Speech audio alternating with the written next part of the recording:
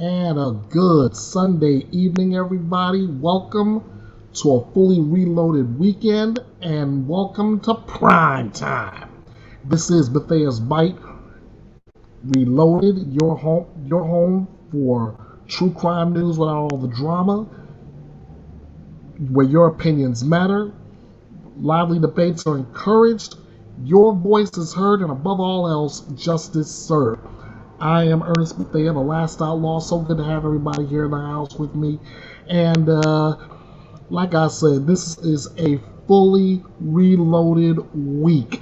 I've got so much to cover today, and I'm not going to waste too much of your time. So, if you're here for the first time, welcome.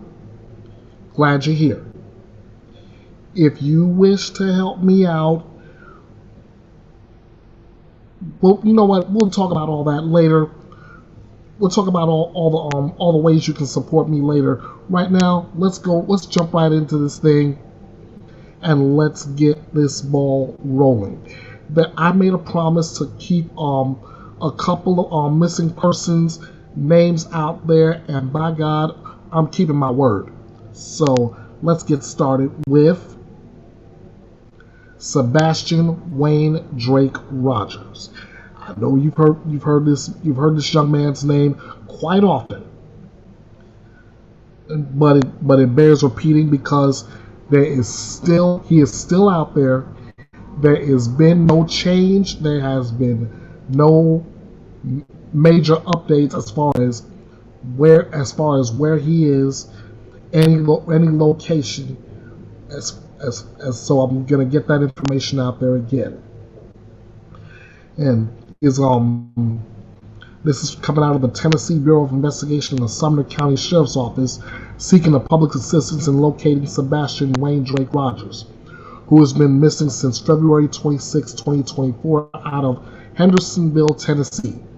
Sebastian is 15 years of age, stands 5 feet 5 inches tall, weighed around 120 pounds at the time of his disappearance. He has brown hair, brown eyes. He was last seen wearing a black sweatshirt, black sweatpants, and glasses. He was last seen on February 26, 2024, in the area of Stafford Court in Hendersonville, Tennessee. Sebastian has a medical condition that may impair his ability to return safely without assistance. If you have any information regarding the whereabouts of Sebastian Wayne Drake Rogers, you are asked, first of all, do not hesitate. We're asking you to call the 911 or get in contact with the FBI's toll-free tip line.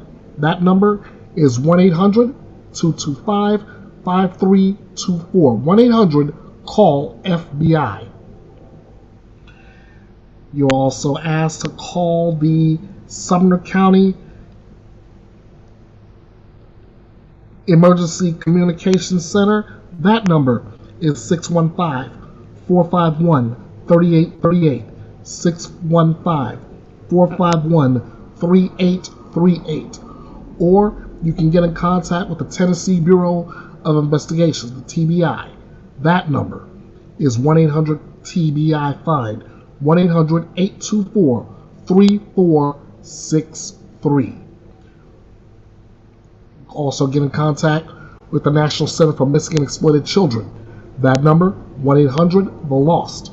1-800-843-5678. And you can also submit your tip anonymously to the FBI. That address is tips.fbi.gov. As always, your diligence and information can be the difference maker in bringing Sebastian home safe and sound. Please, I want you to share this information with someone who may have valuable information that could bring him home. Sebastian has been missing for 160 days as of today. 160 days missing. Let's bring Sebastian home. Next up, I want to bring to your attention Elijah View. That's another name that has been constantly That's another name that has been constantly on our minds and our collective consciences.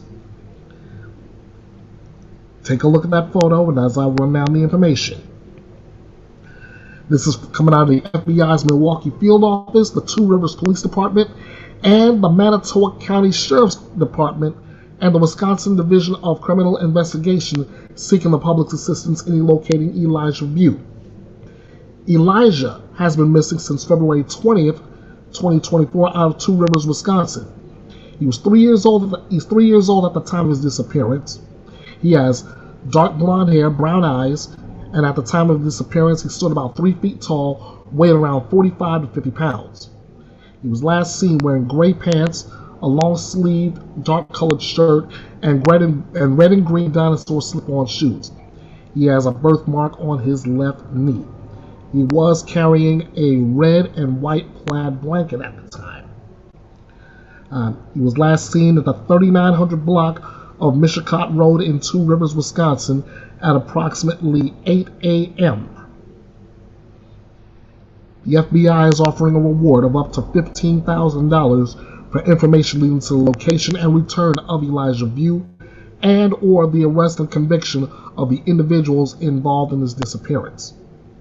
If you have any information regarding the whereabouts of Elijah View, again, please do not hesitate. Call 911. Get in contact with the FBI's toll-free tip line, 1-800-CALL-FBI, 1-800-225-5324. You're also asked to call the Two Rivers Police Department. That number, 844-267-6648. 844-267-6648. You can also reach out to the 24-hour call center for the National Center for Missing and Exploited Children. And again, that number, 1-800-THE-LOST, 1-800-843-5678.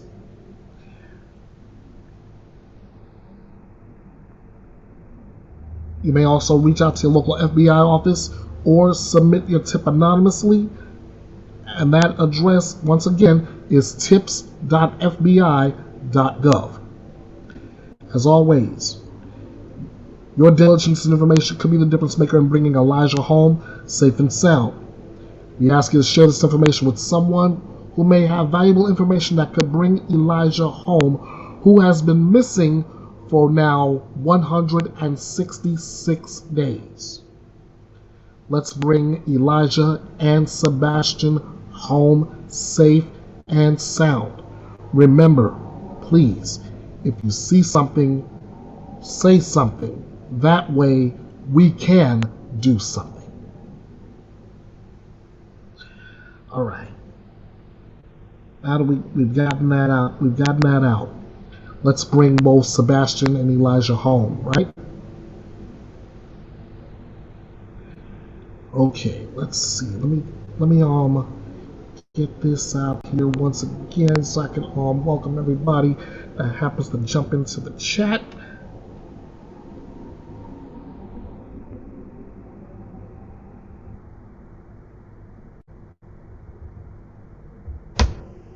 All right. Wake up, Nightbot.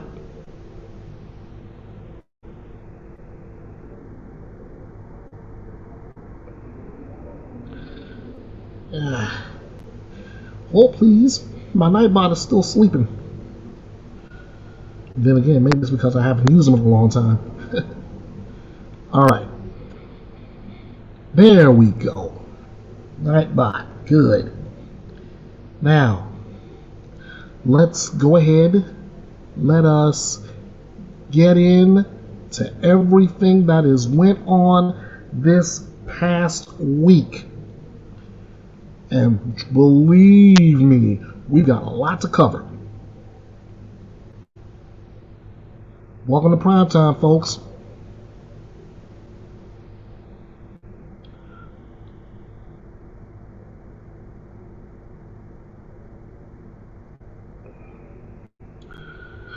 All right, first up, Bryson Rivers is denied bond in Mississippi, and the victim's father is speaking out on the whole thing. A Mississippi judge has denied bond for a man accused of murdering his ex-girlfriend while out on bond for charges in Tennessee. Bryson Rivers is charged in the death of Lauren Johansson. Rivers made his first court appearance in Forest County on not this past Friday, but last Friday. He was previously transferred from Harrison County, where he was arrested.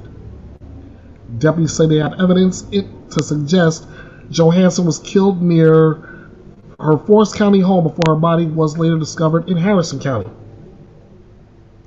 Rivers faces 1 count of first-degree murder, 1 count of grand larceny, and 1 count of tampering with evidence. Judge Gray Polk Payton denied bond on the murder charge, but set the other 2 charges at $20,000 each. Lauren's father, Dr. Lance Johansson, was in court to hear the bond decision and later told a reporter with the Hattiesburg Patriot News Media that he was pleased with the judge's decision. So what I'm going to do now is take you to coverage courtesy of our good friends at Court TV so we can hear from Dr. Lance Johansson.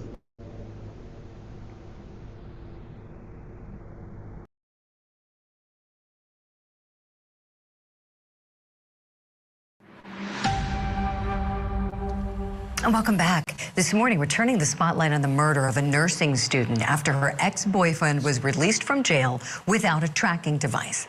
Bryson Rivers was in jail for allegedly kidnapping and beating Lauren Johansson. When he was released on bond, one of his bond conditions was that he was supposed to be fitted with a GPS monitor ahead of his case progressing through the system. But instead, he didn't get fitted. No, he decided to leave town. We have more from Scripps News Nashville reporter Levi Ishmael.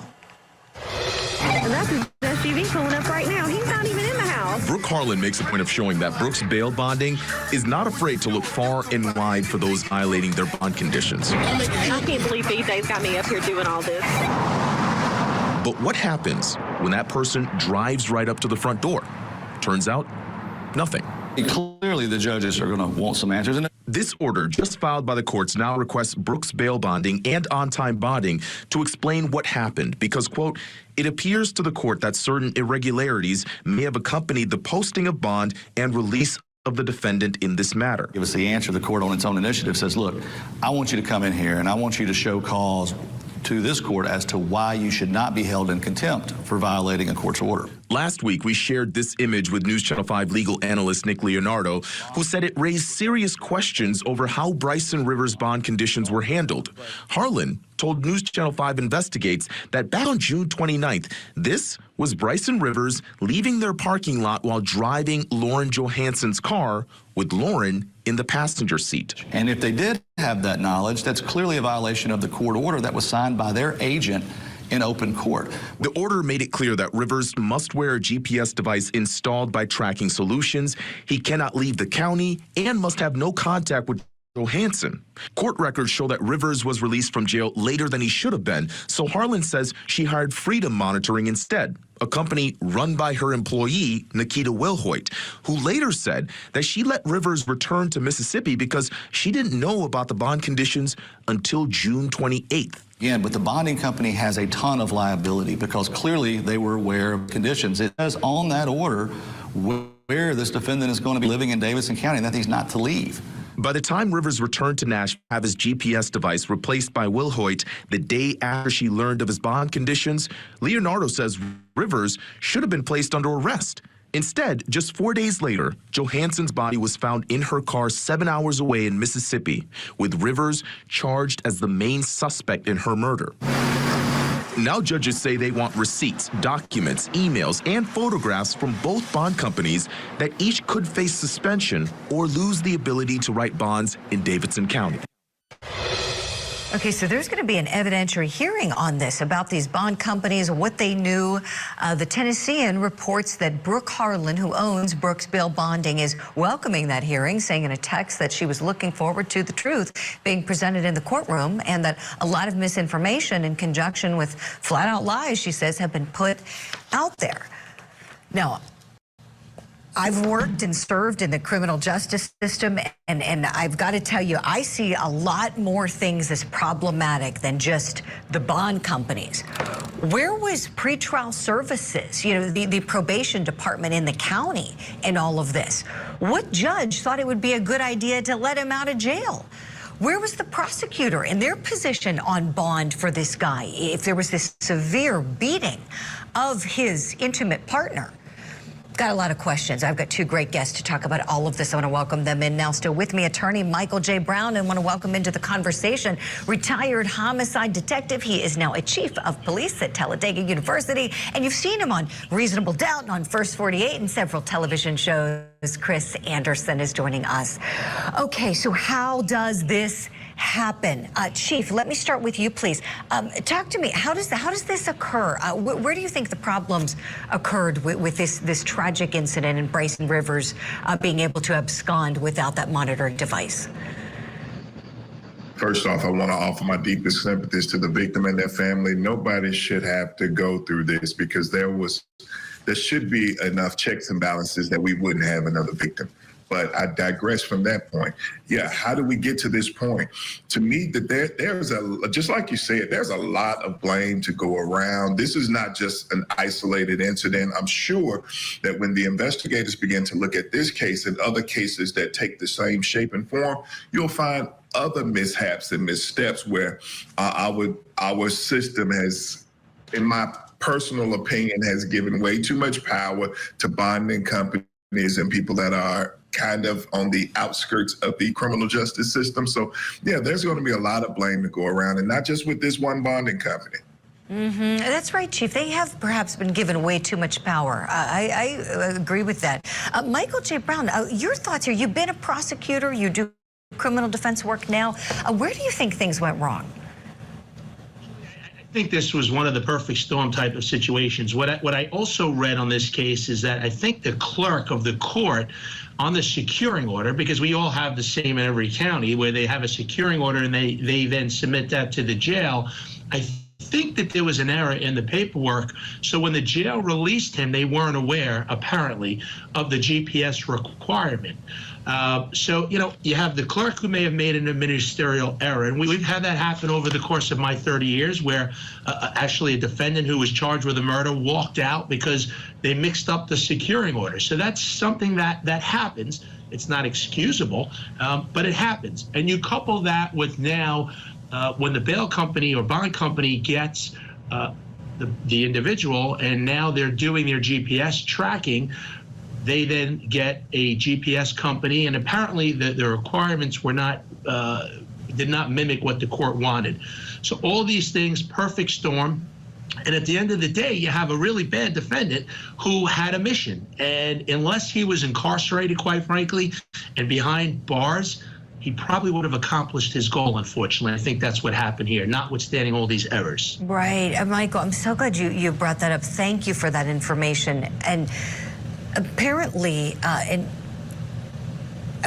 as you said, he was able to walk out of the jail without those jail officials knowing he needed to be supervised by someone from pretrial services to go get that device. And as you said, if they didn't have that paperwork on that amended order, because there was a bond modification that was done initially, it was $250,000 reduced to $150,000, and there were two companies that put up, you know, the split of $75,000 each to make that amount. So, oh my gosh! I mean, what just a cascade of errors and failures here. Michael, thank you for pointing that out. Chief Anderson, the other thing here that's in place, the no contact order. So this guy, you know, in theory, wasn't supposed to have any contact, but we know in DV cases it can be complicated with victims still wanting to be with their abusers. I don't know if that was the case here with Lauren Johansson, but talk to me here about that danger that we know is very common in cases like this one. Oh, absolutely. And I don't want any of my comments that I make about this topic to be misconstrued in any way that I'm victim blaming, because we never want to do that. But this is a clear indication of sometimes the power that abusers have over their victims. And I've seen it in many cases. You've had a victim who's been abused, but for several, for a good amount of time, and they'll hide the abuse. They won't talk to anybody about it, and then sometimes that information gets out to the family members, and they try to pull the victim away, and they'll go back. It's just that cycle of violence, and this, and I don't know for sure, but this may be the case in this instant where a victim who has been abused thinks that this person has gotten better and it won't happen again, because those are all the promises, right? Those are all the promises that the abuser usually makes to a victim. It won't happen again. I just lost it that time. And then it always escalates. In every case that I've worked that involved a domestic violence, it always escalates. And that's one thing that victims need to be very, very careful about. Most definitely. Chief, thank you for all of that. Apparently it was pretty horrific, that kidnapping incident. It involved a vehicle. She, was covered in blood, taken to a hospital for treatment, was banging on the window for help. A police officer got the door open. And so he's charged with aggravated kidnapping, aggravated stalking, witness coercion. Apparently he called her from the jail and instructed her on what to say to investigators. And then, Michael J. Brown, are you surprised? Then she told police she didn't want to move forward with the prosecution. And police said, well, too bad. We've got the evidence. So right there, she already, was wanting to return to him. Your thoughts, Michael? I hate to say this, Julie, doing this 30 years, it happens every single day. And there are cases where the prosecution can go forward, especially in today's world where you have the body cam and they can record the victim telling a story. And if the victim becomes unavailable or changes the story, you have evidence that could actually help the prosecution go forward. But those are horrible cases. You don't want to have to do that. And this is not, I don't want to say it's not an exception to the rule. It seems like it's more the majority of cases where, as the chief pointed out, the victims continue to go back. They continue to stay with the perpetrator, and it's just a downward spiral, and that's really unfortunate. It sure is. Excellent insight from you both. As always, Michael J. Brown, Chief Chris Anderson, thank you. And stand by if you would, please. We're going to hit a break.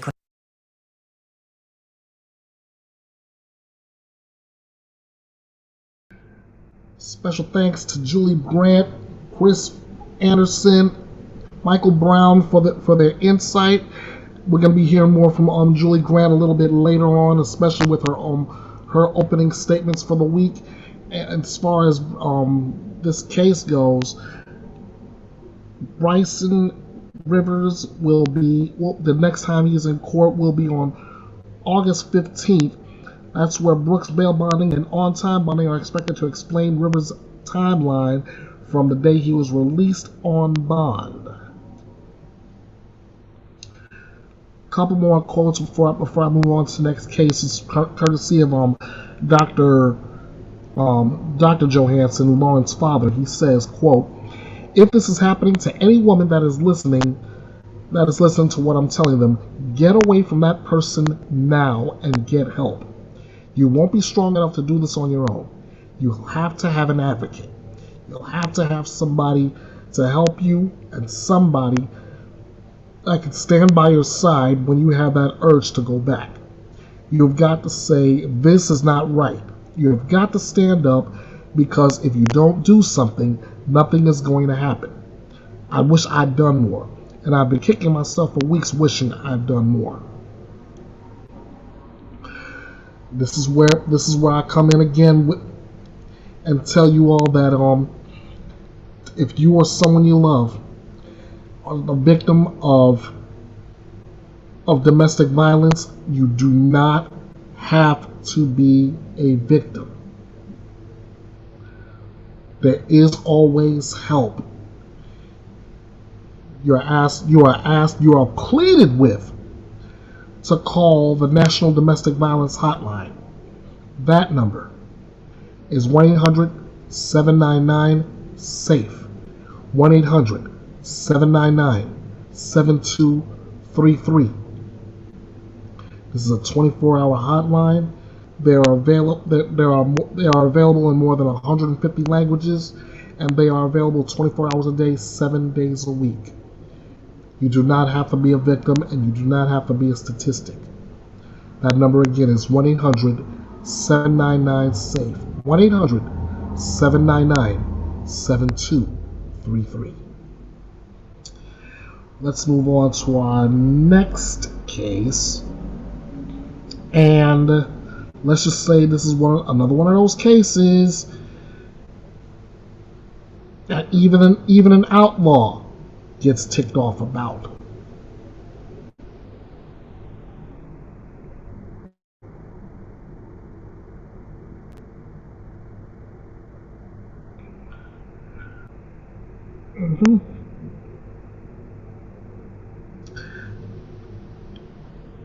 As you saw by the title, Iowa parents accused of keeping a 4-year-old child in a makeshift cage. For what?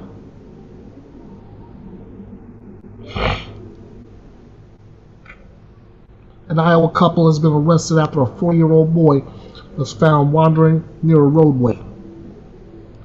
Dustin Perry and Lindsay Hamilton, both 26 years old, are charged with neglect or abandonment of a dependent person and child endangerment. Authorities say more charges are expected against the parents. Fremont County deputies allege the boy, who has developmental disabilities, was found outside his grandparents' home in Hamburg on July 25th, according to Sheriff Kevin Astrop. He said the child was filthy and covered in human and animal feces. Ugh. Inside the home, deputies reportedly found a makeshift cage constructed out of a pack-and-play, zip ties, and a baby gate used as a roof, according to Scripps News Omaha. Deputies said Perry and Hamilton told relatives to put the boy in the cage, who was able to escape and left home without waking his grandparents. Deputies also found a 9-year-old child who was removed from the home.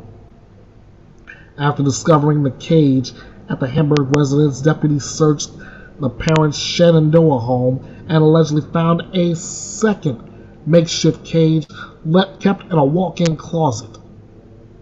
Sheriff Astrop pleaded for the public to report suspected abuse to law enforcement, saying there's a lot of child abuse around that we don't even see.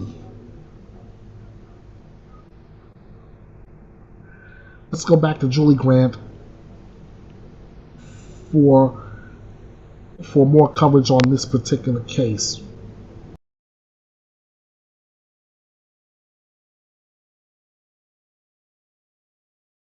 As the parents of a 4-year-old boy there are accused of keeping their son, who had developmental disabilities, in a makeshift cage. These are the parents' mugshots right there. Authorities say the boy was found wandering outside of his grandparents' home, covered in human and animal feces. He was filthy. He's not potty trained, had stuff all over him. I can think back a couple cases where maybe this bad or worse, but this was pretty bad. Now, according to Scripps News Omaha, one makeshift cage was found in the home. It was made out of a pack-and-play, zip ties, and a baby gate used as a roof. So our question this morning, if these parents did this, what were they thinking? Let's bring back in our power panel. I'm sure you all have a lot to say about this one. Detective Alcazar, let me start with you this time, please. Yeah, I'm just so happy that the child was able to escape, and neighbors and the police were able to recover him and discover what was going on inside the house. These parents are animals. They have no business becoming parents. They don't have the right to raise children. I'm glad they got arrested, and hopefully they serve a lot of time in prison. Everything you just said, preach, detective. I love what you're saying there. This case is, it makes your blood boil. It really does. Randolph Rice, to you next. Your thoughts, please. Yeah, I'm going to put my prosecutor hat on for this one, and also my parent hat. As a father of 3 children, I can't imagine having a child in this situation. But I also call into question, where were the other relatives? Where were the neighbors? Where were all the other people in this family's life for 4 years that this child and the mistreatment that they'd received, and apparently there was another child in the home? Where were these other people that weren't saying something, weren't coming forward? It casts a lot of questions that I think investigators are going to have to dig deep into, and prosecutors are going to have their hands full trying to figure out who all needs to be held responsible. Certainly the parents. This is a horrible act. This is no way a child should be treated, but there may be other people here that should be looked at. Great points, Randolph. Thank you for all that. Franz Borghardt, would you take us home, please? So I'm completely and utterly comfortable with putting parents who put their innocent child in a human cage. I'm completely okay with putting them in human cages. And I think that's what needs to happen here. I think these guys need to go to jail, again, for a very long time.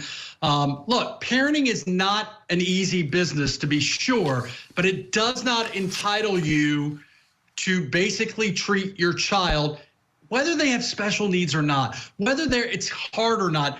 It doesn't allow you to treat that child subhuman. And that's what we're dealing with here. And so they're going to end up in jail for an extended period of time. And I think that that's justice.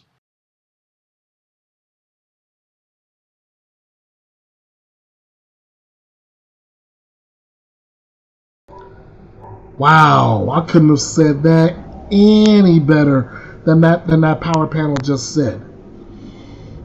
This is the kind of thing that I was talking about in a previous edition of Bethea'S Byte Reloaded, entitled Guardians versus Monsters. These two,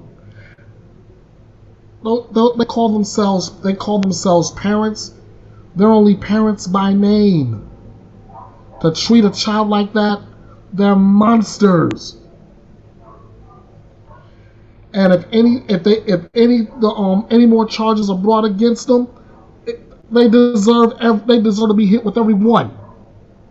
Right now, it's neglect or abandonment of a dependent person and child endangerment. This is what they did. What they're doing is straight up child abuse with using makeshift cages. Sure, like Franz just said, parenting is not easy. I get that, but ain't no way I'm gonna leave my child in a makeshift cage because I can't do anything with them. Justin Perry, Lindsay Hamilton, congratulations. You just made the Outlaw's top monster list. And I'm looking forward to seeing the two of you take one heck of a fall.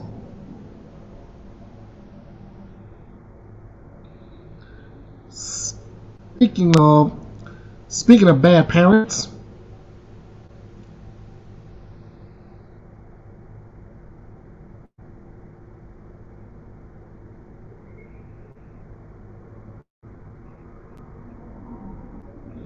ooh, this is a long one here, but at least the video is. And I'll break it down. This is a father accused of killing his newborn, and he's been ordered to stay behind bars. A Wisconsin judge refused to lower the bond for a man accused of killing his newborn daughter on the day she was born.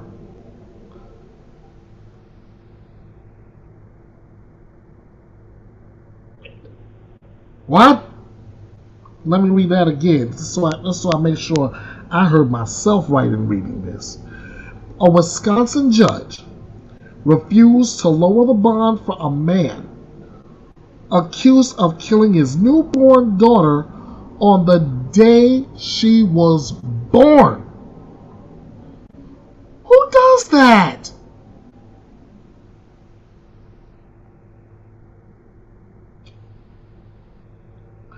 Logan Kruckenberg Anderson, now age 20, was 16 years old when he was charged with the first-degree intentional homicide of his newborn daughter named Harper.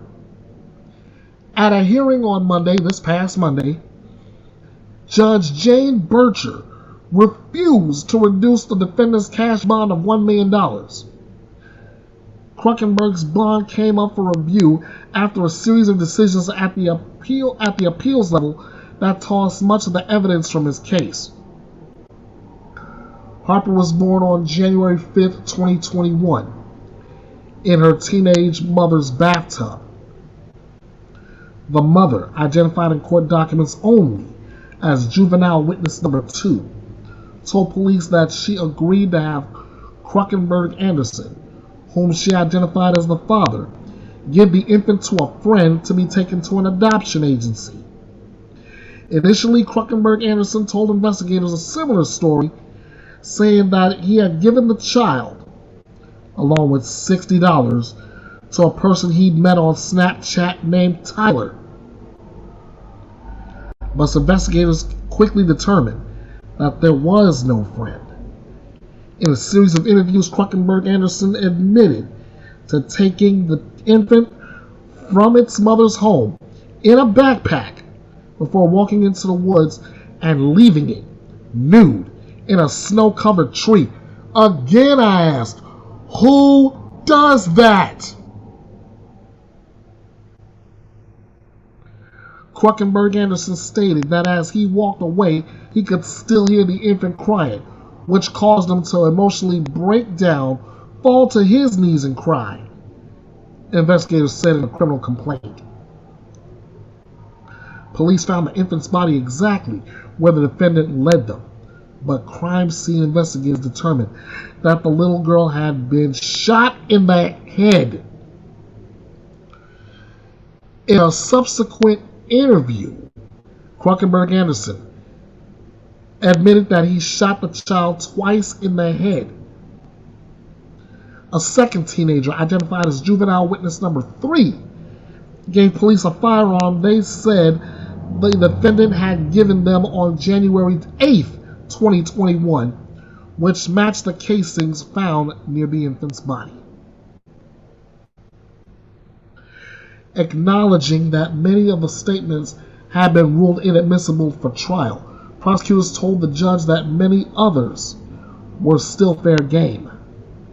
In a statement after he had been read his Miranda rights, Kruckenberg Anderson allegedly told police, "I heard her crying. That's when I shot her in the head." Prosecutors also noted that the defendant had threatened to approach witnesses, leave the country, or take his own life if released. The parties will return to court via Zoom for a status conference in September.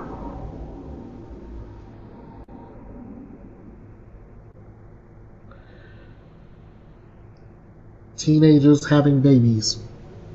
Babies having babies. And what's the end result? A baby shot in the head. Why?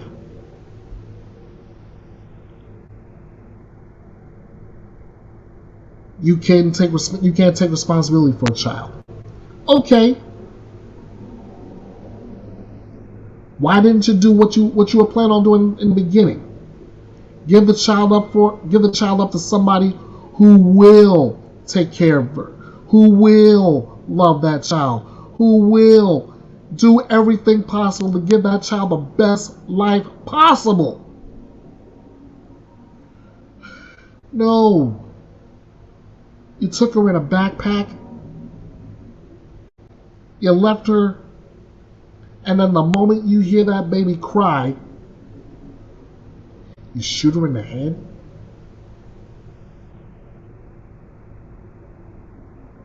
No wonder the judge would not let that $1 million bond or reduce it. Good thing the judge did not let that $1 million bond bond be reduced. In fact,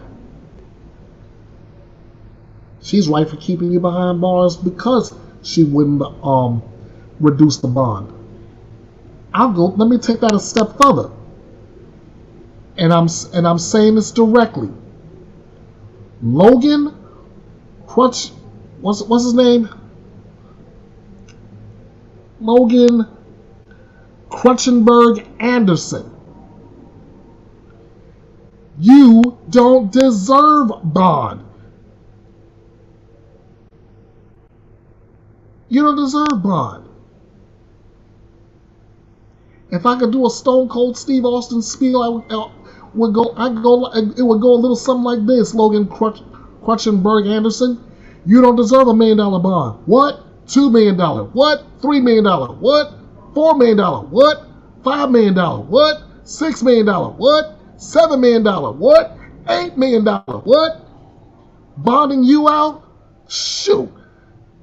Forget it. If I had it my way and I was in that judge's spot, that's exactly what I'd be saying. No bond. You're in remand. Stay behind bars until trial. No special privileges.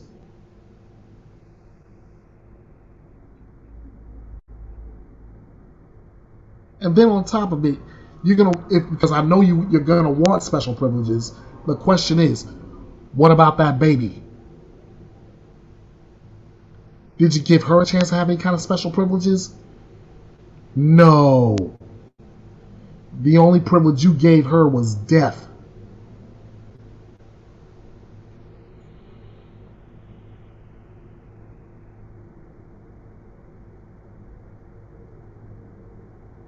Honestly, you're pathetic.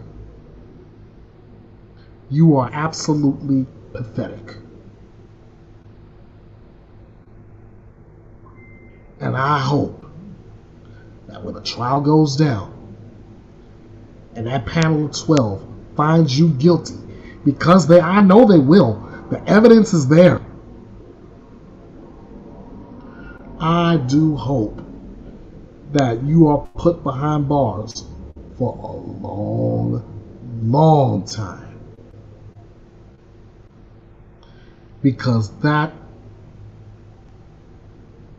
depending on your jurisdiction, is where you deserve to be. I could call for worse, but like I said, that depends on the jurisdiction.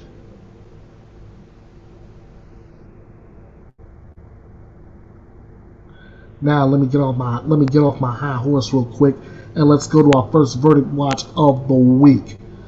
The Black Swan murder trial. Ashley Benfield, state of Florida. Ashley Benfield was charged with second-degree murder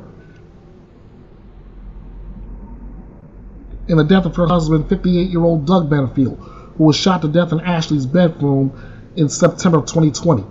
Ashley did not deny pulling the trigger, but she argued that she did so in self-defense.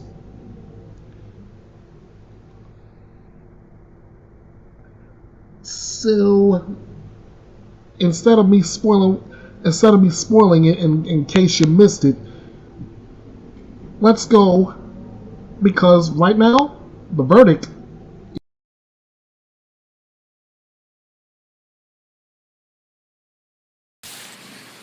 You ready to bring in the jury? Yes, sir. All right, bring them in.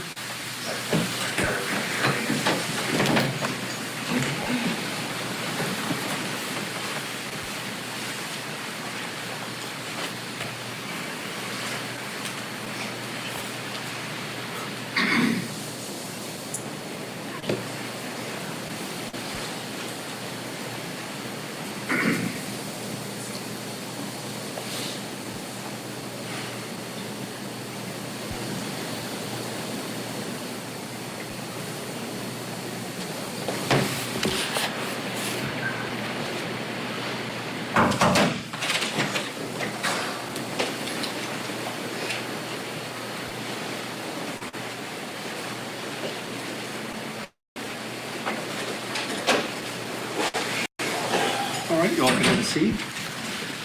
Members of the jury, I understand you have a verdict, and we have a foreperson. Yes, we do. Ma'am, has the jury reached a verdict? Yes, we have. Is the verdict unanimous? Yes, it is. Would you please hand the verdict form to the deputy? I need to check it, make sure it's in proper form. Thank you.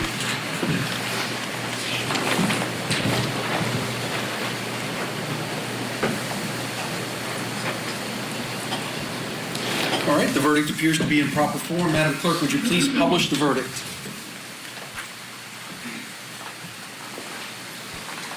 In the Circuit Court of the 12th Judicial Circuit in and for Manatee County, Florida, the State of Florida versus Ashley Benefield, case number 2020 CF 3014. Verdict. We, the jury, finds as follows as to the defendant in this case. The defendant is guilty of manslaughter, a lesser included offense. Did Ashley Benefield actually carry a firearm? Yes. Did Ashley Benefield discharge a firearm? Yes. Did Ashley Benefield, as a result of discharging a firearm, cause death to Douglas Benefield? Yes. So say we all this 30th day of July, 2024, at Bradenton, Manatee County, Florida. Cheryl, foreperson. Would either side like the jury polled? State? No. Defense? Yes, sir. Members of the jury, you're now going to be polled. The clerk is going to ask each of you individually if this is your verdict and the verdict of the jury as a whole. Madam Clerk? Juror number 15, is this your verdict as well as the verdict of the jury as a whole? Yes. Juror number 20, is this your verdict as well as the verdict of the jury as a whole? Yes. Juror 21, is this your verdict as well as the verdict of the jury as a whole? Yes. Juror number 29, is this your verdict as well as the verdict of the jury as a whole? Yes. Juror number 33, is this your verdict as well as the verdict of the jury as a whole? Yes. And juror number 35, is this your verdict as well as the verdict of the jury as a whole? Yes. Thank you. Members of the jury, I want to thank you for your time and consideration in this case. I know that many of you have missed important work obligations and family obligations and other engagements that you had planned, as well as time with your families. But I want to thank you for being willing to give us your time and your attention and being observant to this entire trial and serving as jurors and doing your civic duty.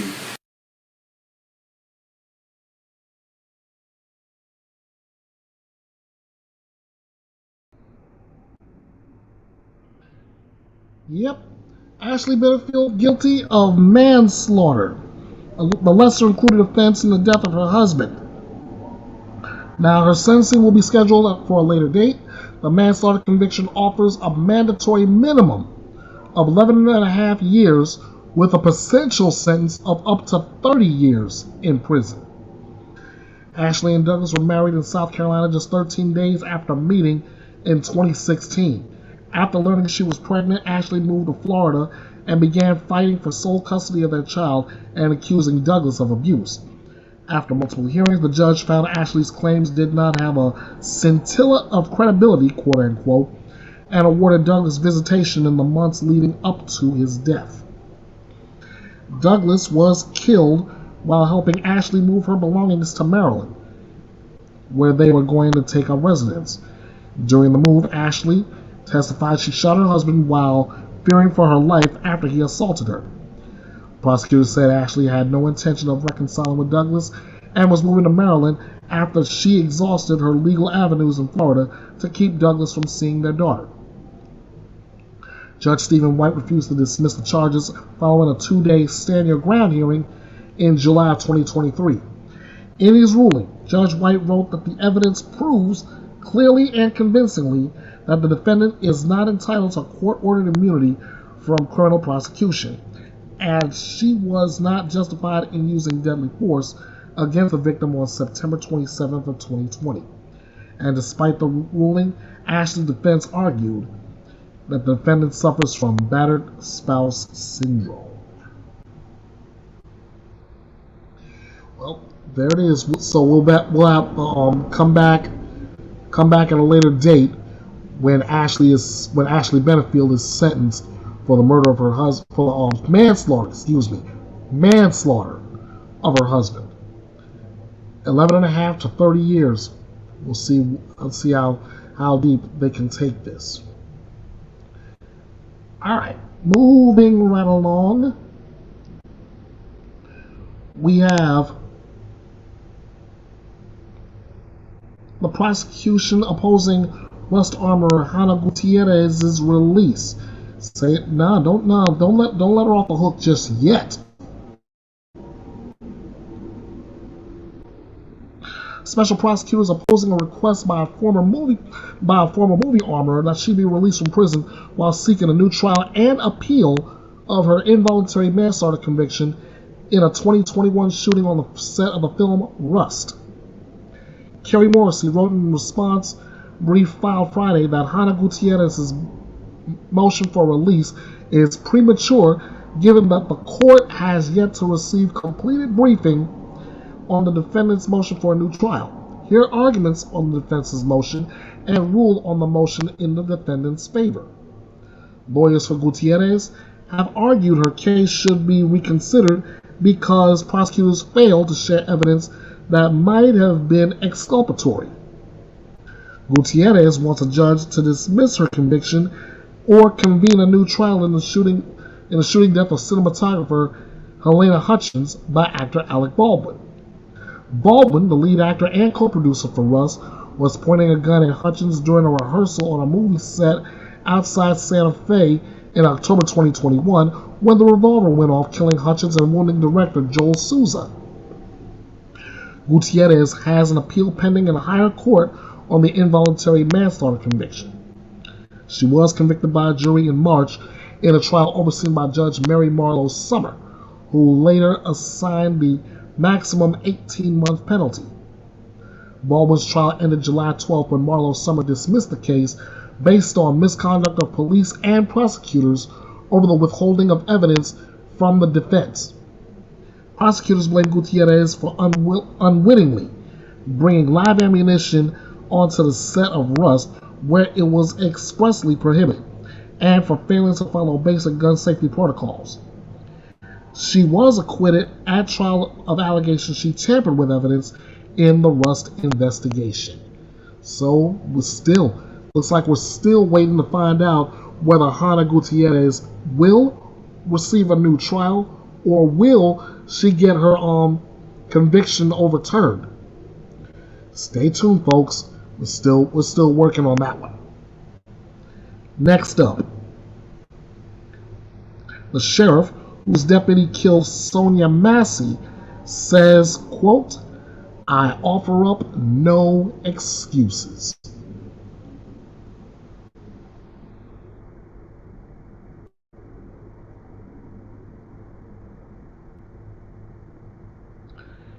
The Illinois sheriff whose deputy shot Sonia Massey, the unarmed black woman who called 911 for help in her Springfield home, apologized to the community during a gathering this past Monday night, saying, "I offer up no excuses." The Sangamon County Sheriff Jack Campbell faced a hostile crowd of more than 500 people at Union Baptist Church in a meeting facilitated by the Community Relations Service of the Justice Department, according to local media reports. "I stand here today before you with arms wide open, and I ask for your forgiveness," an emotional Campbell said. "I ask Miss Massey and her family for forgiveness. I offer up no excuses. What I do is offer our attempt to do better, to be better."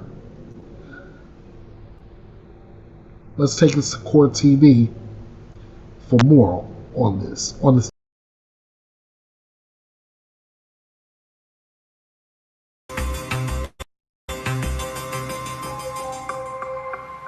Now for what's trending in true crime. An Illinois woman is dead after calling police to her home for help. According to the sheriff's office is reporting, 36-year-old Sonia Massey was shot in the face by a sheriff's deputy named Sean Grayson on July the 6th. Police say that she called 911 to report a suspected prowler.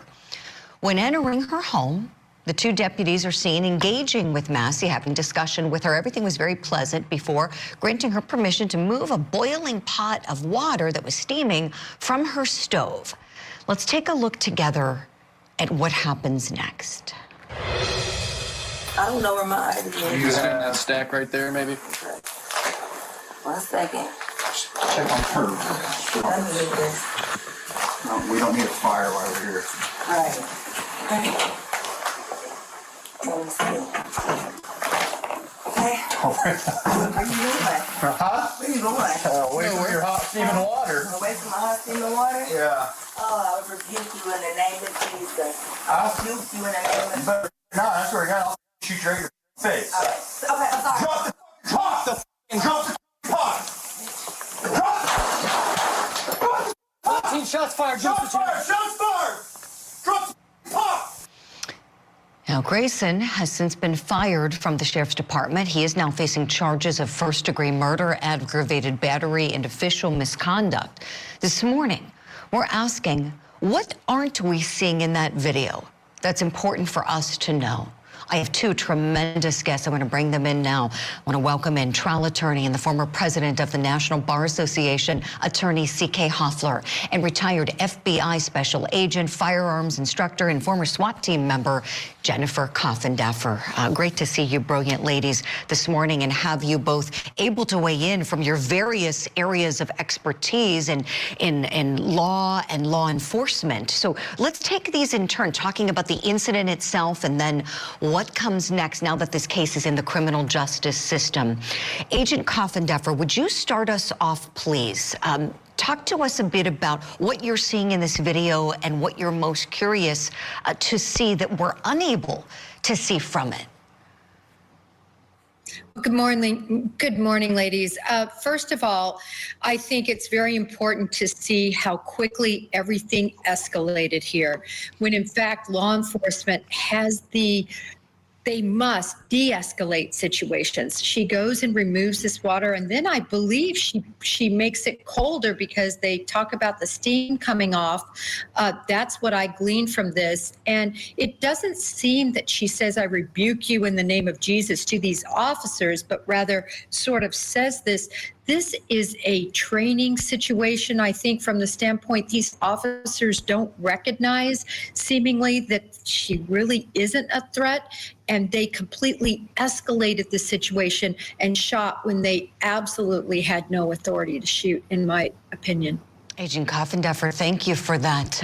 And now the county has presented it to a grand jury. They've issued a true bill. This officer is fired and facing charges. C.K. Hoffler, to you next, please. Would you take it from here as this progresses through the legal system? Your thoughts on the video and what the video doesn't show as well. Well, good morning. The video is probably the most compelling piece of evidence that we know at this point. It does show the escalation by law enforcement versus the de-escalation. It shows the culpability of law enforcement, and so I think it's a very, very powerful piece of evidence. This evidence will be used in the criminal case against this officer. This is so very, very tragic. I've got to disclose, Ben Crump is a very good friend. He's my co-counsel on a number of cases. I saw him a couple of days ago. We were at the National Bar meeting. We talked about this case. This is so egregious. This woman really was not a threat on any level, saying, "I rebuke you in the name of Jesus," and her tenor, her tone, her body language was not threatening at all, yet this officer somehow thought that she was threatening him with a pot of water. And so this is a clear example, Julie, I think of a case that for sure is going to go to trial. And I would predict, even based on this limited evidence that I've seen, which is the video that speaks volumes, I predict there will be a conviction if he doesn't plea out. This is horrific.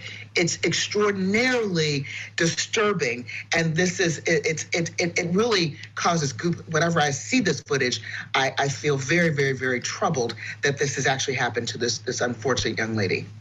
Appreciate your comments so much, CK. Thank you for that, and for the mention as well of the possibility of a civil suit too. As you noted, your colleague and friend Ben Crump is representing the Massey family, and so the legal problems for this fire deputy probably won't stop with the criminal case. There's going to be civil action as well. CK, do you know, has anything been filed yet? I'm not sure if he might have mentioned that, or sometimes the idea is wait until the criminal case plays out. Well, I think that there's some additional information. This is my understanding now. It's been about 3 days or 4 days, but they're waiting some additional information. But for sure, this is going to be a very significant civil case. I think it's a very strong civil case. A lot of times when you have these excessive use of force cases, you may not have all the evidence to be able to launch a very strong civil case. But this is a very strong civil case with the evidence that we've seen thus far. And there's probably more evidence that we haven't seen. Point well taken, CK. We want to know what more is there, what more, you know, with that vantage point, there's a portion of it we can't see. So certainly the more information about this, the better. Agent Coffenduffer, one last question for you, please. Just out of curiosity, when the officers are there looking at this objectively, you know, with the training that you have, what would have been the better thing to do for them if they were fearful of the boiling water being thrown at them? What would have been the better way? I'm just curious because I noted neither one of them backed away from what I could see, and I'm just curious what the training would be in a situation like that. Well, such a great question. First of all, it's to get distance, especially when you're just looking at boiling water as being the intended weapon, apparently, that they saw as being threatening to them. So back away, get a position where something is between them, which there was already counter, but we see a lot of other items there, and talk to her and say, step away from that pot, please step away over here. And you need to get control of the situation in a very de-escalating manner. How they thought that it would be justified to pull a weapon when their life wasn't in jeopardy, nor serious bodily harm at that point because of the distance, really defies logic. Appreciate both of you sharing such excellent insight with us. We know this case is far from over. We'll continue reporting any new information that we learn. In the meantime, let's turn to some other trending news.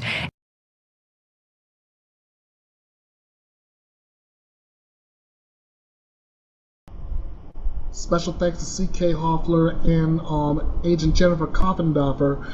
And to throw my 2 cents in on this case, is what excuse would Sean Grayson have to justify the shooting of Sonia Massey?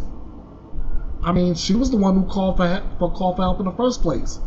So what's the excuse, Sean? Did she look suspicious with a pot of water? Did she have the pot of water in a threatening manner?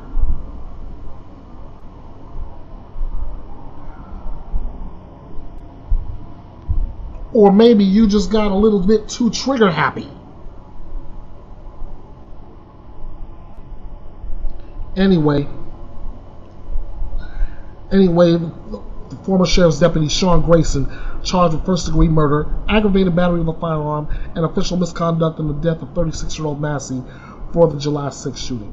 Body-worn camera released on July 22nd shows that inside her home, Massey moved a pan of hot water from the stove. Grayson apparently feared she would throw it at him. He fired 3 times, striking Massey once in the face. Despite having several non-lethal options, authorities say. Grayson, who is white, has pleaded not guilty. Not surprised. I'm gonna keep an eye on this case, and I will make sure, and whatever information that comes up next, I will be sure to bring it to you here at Bethea'S Byte Reloaded.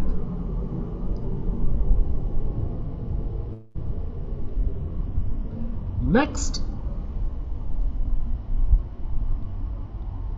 we have a professor who was a professor who was arrested after his wife was found next to a deceased infant.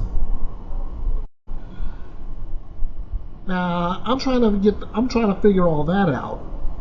But as I read this to you, an associate professor is in custody in connection with the death of his wife, who was found next to their deceased infant. 44-year-old Nicholas Micklebust was arrested on this past Tuesday for first-degree murder. According to the Denver Police Department, Micklebust called 911 just before 7 a.m.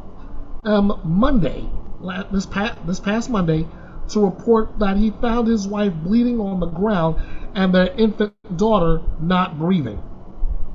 When officers arrived, they found a woman suffering from blunt force injuries on her head and face, according to a probable cause statement. She was taken to the hospital where she was pronounced dead. The Denver office of the medical examiner will release her identity and cause of death at a later time. Paramedics determined the injuries were not consistent with a fall, but, quote, they were not sure what caused them, court documents state.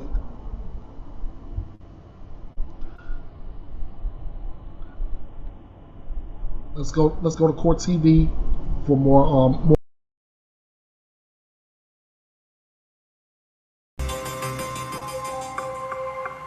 Now for what's trending in true crime, a Denver college professor is waking up behind bars this morning after his wife and infant daughter were found dead in their home. 44-year-old Nicholas Micklebust was taken into custody Monday after calling 911. Police say they found his wife on the floor bleeding and their infant daughter not breathing. Detectives say that the suspect told them that his wife fell off of a stepladder, but say that her injuries were inconsistent with a fall. They also noticed bruising and blood on his knuckles, along with scratches on his chest and his neck. Micklebust told them that he has psoriasis and he scratches himself a lot. Now, to be clear, he has not been criminally charged. He's being held on suspicion in the case of the death of his wife and his daughter. So we'll keep you posted if anything is filed. Right now, we're asking the question, do you believe this guy's excuses about his wife falling off the stepladder and the scratches because of psoriasis? Let's bring in our power panel now. Still with me, psychotherapist and the CEO of Life Counseling Solutions, Dr. Janie Lacey, and high-profile criminal defense attorney and former prosecutor, Michael J. Brown. Oh, what do we think about the professor? Dr. Janie, would you start us off, please? Well, what I think about what I'm hearing about the professor is there's definitely something that's not right here. So when we look at that his family has turned up and they're no longer here and he's at the center of this, you know, I'm wondering exactly what his mental health issues may be, his lack of empathy and compassion for potentially hurting those that he's loved, and what is his history here? Because especially if there's this level of him coming up with this narrative to try to remove himself from the harm that his family has suffered, you know, there's definitely more to this story. And I would want to be looking into his mental health history and his previous relationship history, especially around violence and abuse. Yeah, I would love to know the same. Apparently the child was found on a bed inside the bedroom, pronounced dead, but no visible injuries. So this is what makes this case even more unusual. Court documents, you know, showing that, you know, he's got a lot of bruising on his body, on his knuckles, the blood. Michael J. Brown, what are you thinking? This guy talking, he's saying a lot. My first reaction was this guy is not a criminal procedure professor. He teaches English, looked it up, because he is talking to police. What do you think about what he's saying? Is this believable? Actually, and you know, the first thing that we do obviously is we put the police and the detectives on notice and say, you are not able to speak to my client because they never help themselves. And this is a classic case. I think the evidence is, and again, I haven't seen anything. I'm just reviewing what's out there in the press, but it's overwhelming in the sense that the wife is dead with some significant trauma to her body, and he has bloodied and swollen knuckles. He has what we look as defensive marks in the sense of she obviously it looks like she was scratching and trying to defend herself against him. And then you have a young infant child that's dead and there's no external injuries, which will obviously the autopsy is going to be significant, and I would expect that there's either suffocation or there's some significant blows to the head internally. So all of that is going to be devastating to the defendant. But again, I haven't seen anything, but him opening his mouth never helps. No, not at all, not at all. Be quiet. Call Michael J. Brown. That's what you do. So this guy, apparently, he said his relationship with his wife was great. He told police that, said they had been a bit, sad, and the baby was more fussy than usual, and they had been depressed since a personal loss in 2021. According to the Denver Post reporting this, we learned that loss was another infant child, only 9 days old. So the couple's first child dies in 2021 after suffering skull fractures. No charges were filed in that case. Right now, the autopsy is being done on the couple's second child and on the suspect's wife. Should police go back and re-examine the first child's death? Michael, what do you think about this? Yeah, absolutely. I think, again, I don't want to jump the gun and I want to afford everybody the presumption of innocence, but you have a prior infant that was also died. I would love for them to look into, and I'm sure they will, look into the CPS records, any of the autopsy results, because if a young child died, I'm sure they did an autopsy. And even if they have to, unfortunately, exhume that body, to go back and look at the skull, because it seems, and I don't want to jump to conclusions, but it seems as though there's a pattern here. And I think that could be very helpful from an evidentiary standpoint in the prosecution of this case. Great points, Michael. I think we could probably assume he's going to have a mental health evaluation as he's hit the jail. Michael, you know how that's standard. Dr. Janey, curious what you'd be most interested to know from that evaluation. Essentially, what questions might you have for this professor? Well, we definitely would want to do a battery of tests looking at his personality disorder, because that would be a key, especially if there's a certain level of detachment to persons of family of origin. We'd want to look at his history and his abuse history, his previous relationships dynamics, and then his just what we would call his attachment to primary figures in his life. And because the most important person who could probably offer some insight in his intimate relationship is no longer here, especially because he can create this narrative and tell us that he had a great marriage and these types of things. So the people that will be closest to him and how he exaggerates his relationships with them and previous relationships will matter too. So this is somebody who would definitely need a battery of tests, but his tester or evaluator or psychologist, there would have to be some level of building of trust with him as we would evaluate him.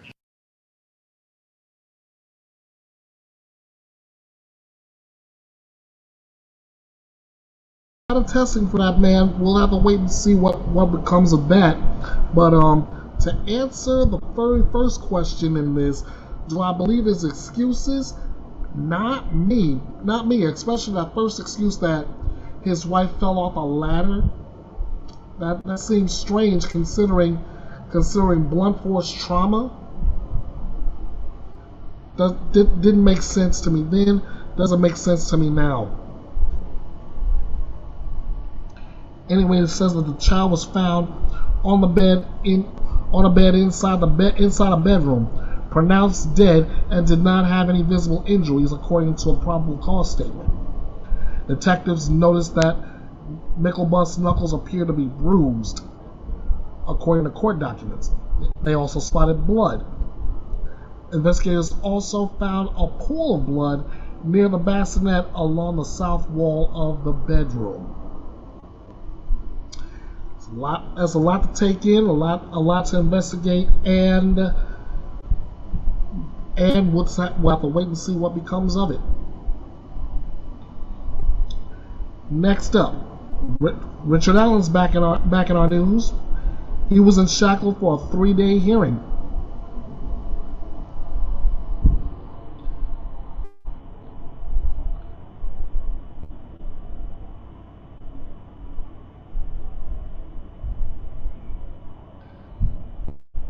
And I'll just go before we get to the quick video. We'll just go we'll break this down. That double murder suspect Richard Allen was in court this week for a 3-day hearing at the Carroll County Courthouse. Richard Allen, of course, is accused of killing Libby German and Abby Williams in Delphi in 2017, arrested in October 2022. I mean, he was there for motions regarding his safekeeping, motion to compel evidence and for sanctions, a motion to dismiss the entire case, a motion to suppress evidence, a motion in limine, and so all that covered 3 days. So hold on tight, guys. We're gonna recount this as quickly as possible.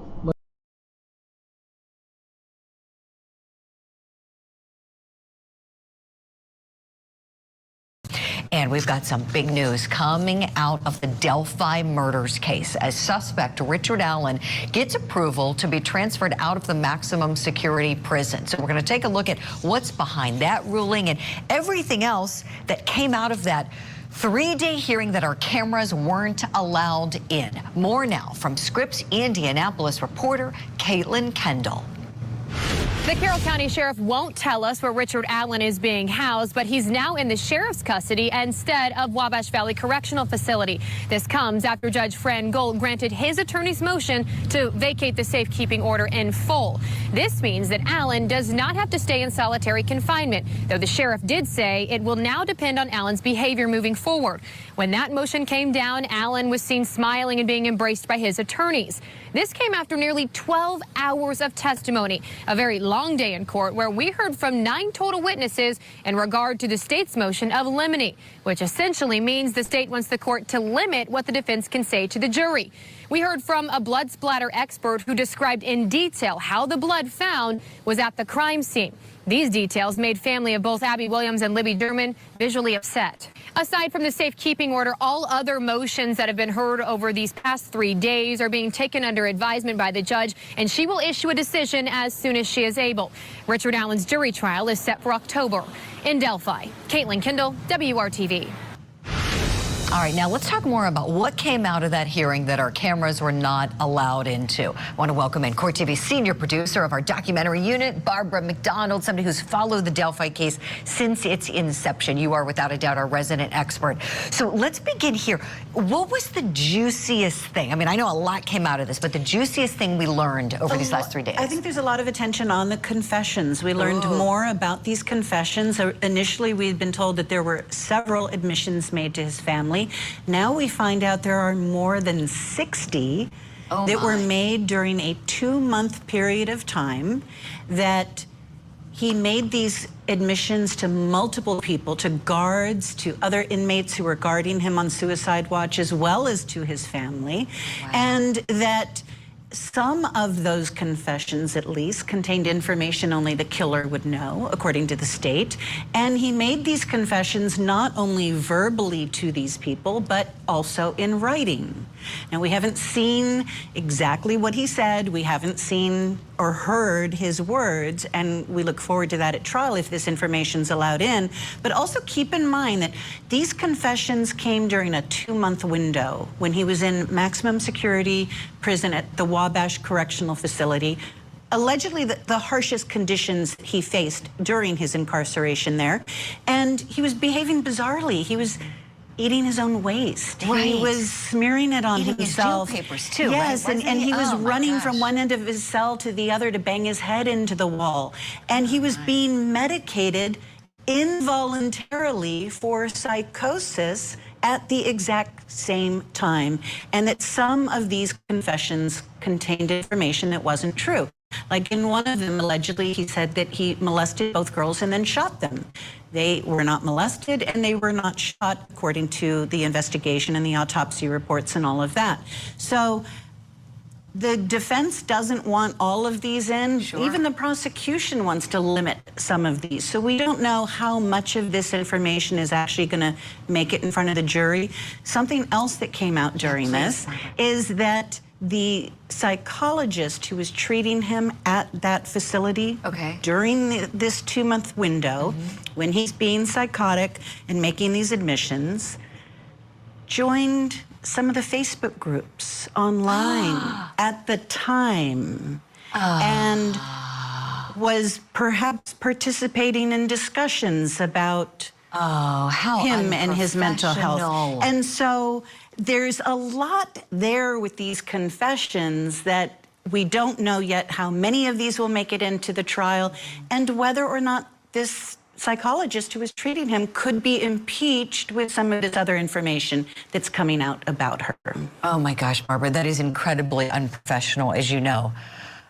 It's stunning, actually. It's really stunning. It's a violation of HIPAA and a whole bunch of other things. And then not to mention, this has already been a case that has been so difficult to prosecute. It took almost 6 years for us to even make this arrest. And then to perhaps in some way cause a problem by behaving that way. This is terrible. I know there were several other things, but let's hit the biggies. In terms of other big things that came out of it, I understand the prosecution has wanted certain words kicked out of the trial. Where are we with that? The judge has not ruled on that yet, but yes, they are saying we want certain words. Odinism, the names of the men that the defense has identified in filings as being these potential Odinist suspects, their names they don't want mentioned. Kegan Kline, who was the guy behind the catfish account that they were looking at before they arrested Richard Allen, and Ron Logan, who was one of the first people they looked at because he was a property owner where the bodies were found, and he lied about where he was and got other people to lie on his behalf about all of that. And so they don't want any of this to come in. And what they're saying to the defense is, if you can prove that it was somebody else, then come to this hearing and prove that. And if you can't prove that, you shouldn't be able to talk about them at the trial. So we don't know what the judge is going to decide on any of that. Right. So basically there's no concession from the state that, oh, we think we got the wrong guy, right? They are adamant. No, they're saying, and even though when he was arrested, they said there could be other people arrested for this crime. Now, apparently in this hearing, they said, no, it's one person. It's him, and we're putting all our cards on the table for him. It's not anybody else. They say that these other Odinists, that they were able to not prove that they could have been in Delphi during the critical time period. We know that Richard Allen admitted to law enforcement that he was on the trails that day around the time the girls were there. So that's a problem. There was also some new information that came out that apparently in one of his confessions, he said that he used a box cutter to commit the crimes. They were killed with a knife of some sort. And he said it was his CVS issued box cutter, which apparently CVS issues these sort of disposable box cutters to people, and that's what he used. We don't have any information that says that was the murder weapon. We don't have any information that they found the box cutter and were able to tie that to him. So perhaps that will come out at trial. But another big thing that came out was talking about the sort of ritualistic nature of this crime scene, right? There was a woman who came in and testified that, yes, this fit all the criteria for a ritualistic crime scene. But one of the detectives who went out to investigate the blood at the scene, and specifically the blood that was on the tree, the defense has alleged that that was a Nordic rune, a letter F, that fits in with this whole Odinism theory and this ritualistic killing. This detective testified that he was able to, using his own blood that he had one of the lab people draw, that he was able to take a person who was 5'4", the same height as Libby German, and put the blood on her hand and put that up against the tree, almost leaning, like to prevent yourself from falling, perhaps, and that's what, in his estimation, is the source of that. Chills. I have chills. Yeah, apparently it was a very difficult day for the families to be sitting there and listening to some of this testimony. Most of the hearings, we have not gotten this graphic with the information. It's a precursor to the trial, though. It's going to be a very, very difficult process for them. It also was a very long day. This was 3 days of hearings yesterday. They didn't end until 8:30 last night. They started at 9 in the morning. So it was a very, very long, very, very difficult day listening to some very disturbing testimony and trying to figure out where we are on this case. But the judge, the only motion that she ruled on so far out of this 3-day hearing was this motion to vacate his safekeeping. He is now out of that maximum security prison, won't be going back through the duration of this. Obviously, if he's convicted, he'll go back to a facility like that. But for now, he's going to be held in a county jail. That'll give his family better access to him. That'll give his lawyers better access to them. And that's something they've been fighting for, saying it interferes with their ability to defend him because they can't see him while he's in this maximum security prison as often and as freely as they would like. Okay, so the defense got a big victory there. Yes. They had claimed that he was harassed and being, And apparently when the judge made that ruling in court, Richard Allen smiled. He was embraced by his attorneys. So it definitely was something that he's wanted. Yeah, boy, oh boy. And I know we want the cameras in there. Barbara, last question quickly, please. Do you know if the families of Abby and Libby want this to be televised? I don't know how they feel about that at the moment. They are under a gag order. They're not talking about the case. I know that they also are looking forward to the trial to see all of the information. Many of them are very convinced that the right person is behind bars at the moment, but they still want to see how that plays out in court and listen to the testimony, as difficult as that's going to be for them. And at this point, we don't know for sure, but all signs point to this judge saying no cameras, She seems pretty adamant that she is not going to change her mind on that, and she also makes it difficult for the reporters who are covering this because you can't even bring a phone in or a laptop to be able to be sharing notes with your newsroom or live tweeting what's going on. So it's all literally taking notes with pen and paper and then coming out and making sense of that at the end of the day. Really, and Barbara, I know I'm preaching to the choir on this one. If there was ever a case where we needed transparency more than ever, it is the Delphi case. So I hope a lot of people, I think, if they don't see it themselves, are going to have a hard time believing the verdict, whichever way it goes. And there'll always be questions. Definitely. Barbara McDonald, we love asking you questions. You've always got the answers for us. Thank you for all of this. We'll see you soon.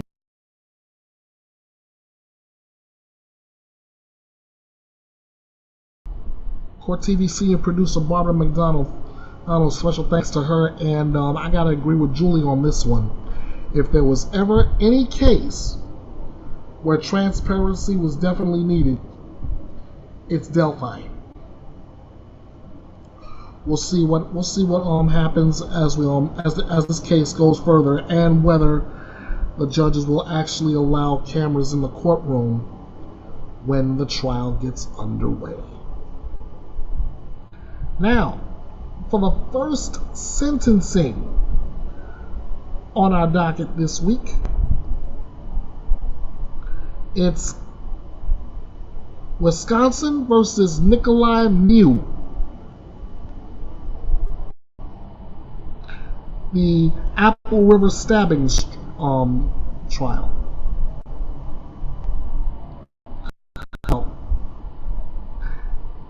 Nikolai Mew was in April was found guilty of first-degree reckless homicide, 4 counts of first-degree recklessly endangering safety, and battery. At trial, he claimed he acted in self-defense on July 30th, 2022 in an incident that killed 17-year-old Isaac Schumann and injured another man so severely that his intestines were hanging from his body. He was initially charged with 1 count of intentional homicide and 4 charges of attempted intentional homicide. The jury convicted him of lesser charges. At his sentencing on July 31st, prosecutors recommended a sentence of 60 years out of the maximum allowable 97 years. So now we're going to go right to the courtroom for Nikolai Mew's sentencing.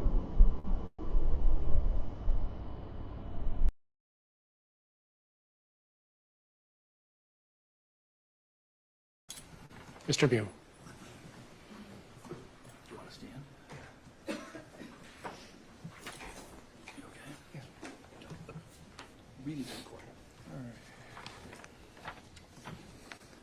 Dear parents, family, and friends of Isaac, I would like to start by letting you know how deeply sorrowed I am, and I will always be, for the real fact that Isaac is not with you anymore, and that I was directly involved in his very tragic and unimaginable death at such an early age. I never meant for this tragedy to occur. My soul is broken. My heart is very heavy. And I will never be the same carrying such a heavy burden and sorrow. I pray to God for forgiveness, compassion, and love for everyone affected directly and indirectly by the outcome of this tragic event. I'm hoping that you appreciate how much I'm sorry for the outcome of those events. I'm very sorry. We'll have that marked as Exhibit 3, Judge. That'll be received into the record.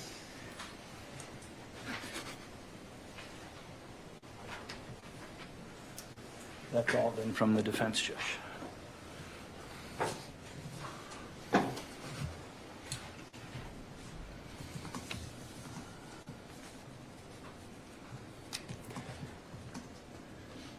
Mr. Mew appears today in court for sentencing. Count 1 is first-degree reckless homicide, which is a Class B felony. With the dangerous weapon enhancer, the maximum possible penalty is 45 years of incarceration, initial confinement, and 20 years of extended supervision. On counts 2 through 5, Mr. Mew appears for sentencing on first-degree reckless endangerment, Class F felonies with the dangerous weapon enhancer. The maximum possible penalties are 12.5 years initial confinement and 5 years of extended supervision. Last, count 6 is battery. That is a misdemeanor. With the dangerous weapon enhancer, he faces a maximum possible sentence of 15 months. In preparation for today's sentencing, I reviewed a number of materials. First, I reviewed the pre-sentence investigation report prepared by the Department of Corrections. It's a 43-page report that provided me with information that I knew and information that I did not know about Mr. Mew, about his victims, families, about Mr. Mew's background, about all aspects of this case, many of which were talked about today. That PSI report also included a sentencing recommendation. I also reviewed Mr. Nelson's sentencing memorandum. It too was very helpful. It provided more information about Mr. Mew and his background, and I valued that information.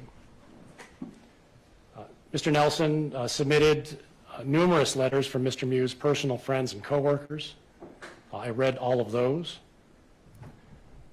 I also read the relevant portions of the file, including the complaint, the jury instructions, and the verdict. In a moment, I will pronounce a sentence that I believe is just and fair. When deciding on a sentence, I must consider the gravity of the offense, including the effect on the victims. I must consider Mr. Mew's character and his rehabilitative needs. I must consider the need to protect the public. The sentence must be based on the facts of the case and the law, not personal considerations, passions, or prejudices. But judges in Wisconsin have a great deal of discretion when imposing a sentence. Unlike many jurisdictions, we do not have sentencing guidelines or grids to follow. I want all of you to know that I have given this case a great deal of thought. I take my responsibility seriously. There is nothing more difficult or more solemn than imposing a sentence on another human being.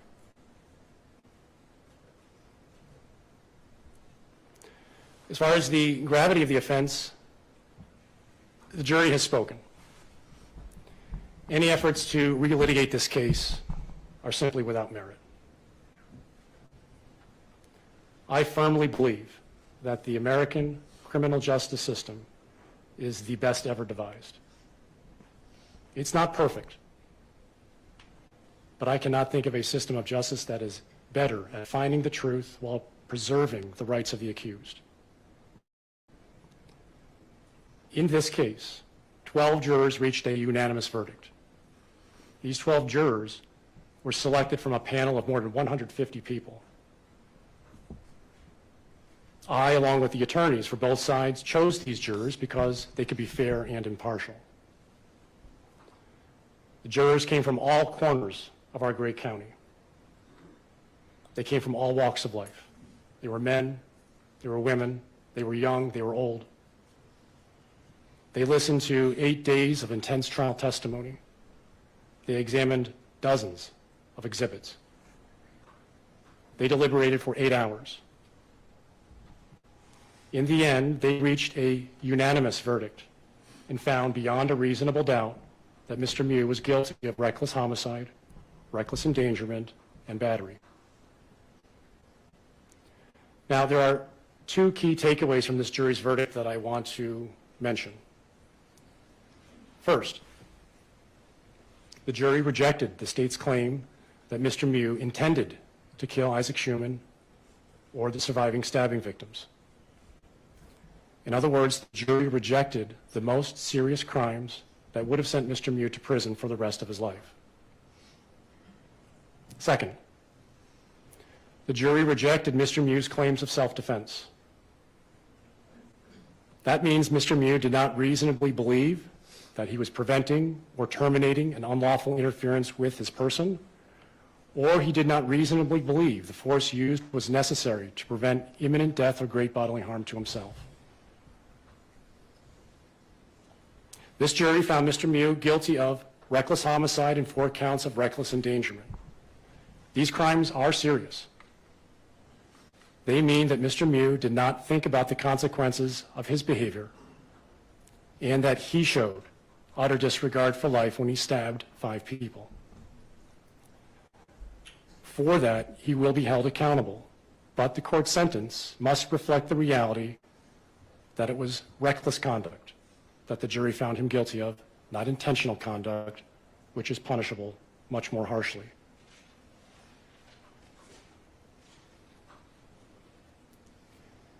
In weighing the gravity of the offense, I consider the impact these crimes have had on the victims. The battery to Madison Cohen was unjustified. While she did not suffer any permanent physical injuries, she has mentally suffered over this entire ordeal. She described to the PSI author the toll this case has taken and continues to take on her.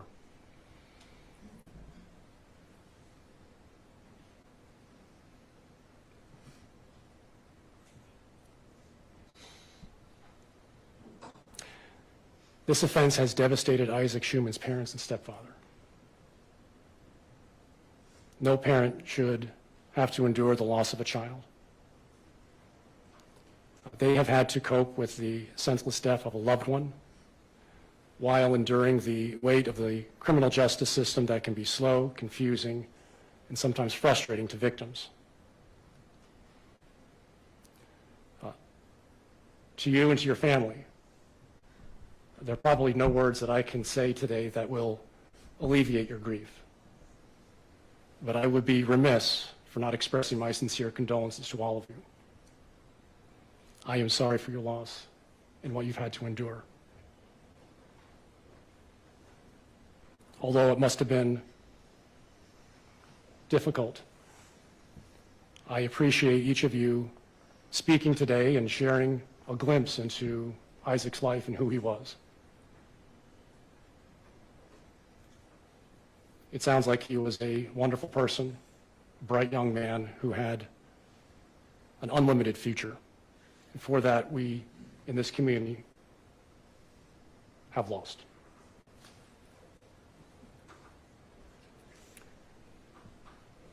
A.J. Martin and Riley Madison would have died on that riverbank had it not been for the swift action of law enforcement and EMTs and other tubers who helped to treat their wounds and stabilize their condition. They had long hospital stays, but they were very fortunate to receive high-quality medical treatment that restored their health. But we heard from them about the toll this matter has taken on their health, their mental psyche, and their prospects for the future. Anthony Carlson and Dante Carlson's wounds were less severe, but the risk to life was still present, obviously because the knife was directed into their torso near vital organs. But they fortunately have survived. Each of the surviving stabbing victims suffered permanent physical disfigurement. That can't be overlooked. And we've heard from A.J. Martin just about how that disfigurement can affect one's life.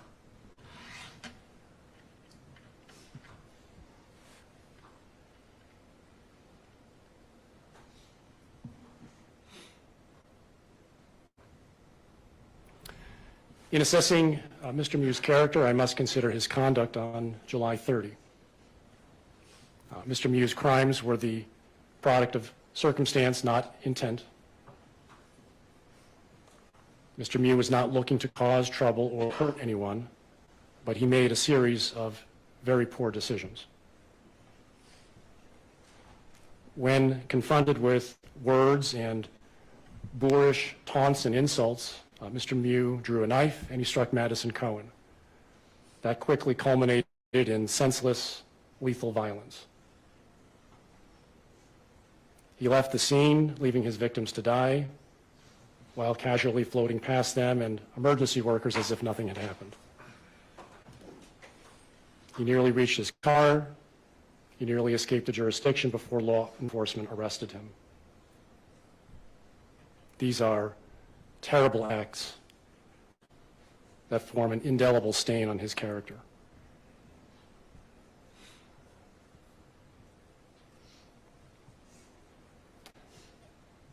There is more to Mr. Mew than his worst acts.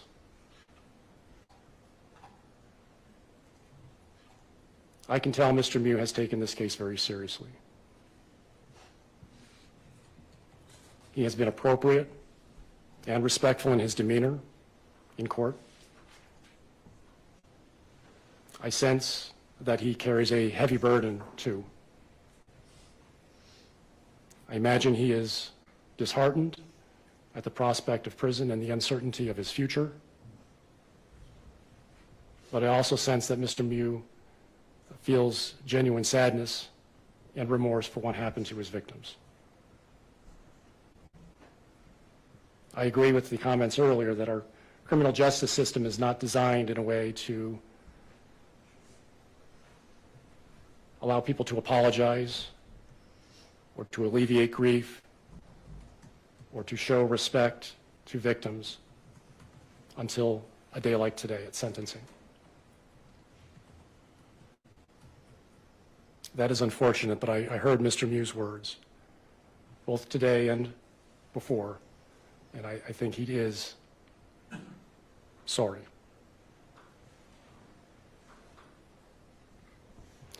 Other than his conduct on July 30, Mr. Mew appears to be a quiet, nonviolent, peaceful man. He's never been in trouble before. He is loved by his family and friends. He's generous with his time. He helps others who are less fortunate or who are in need.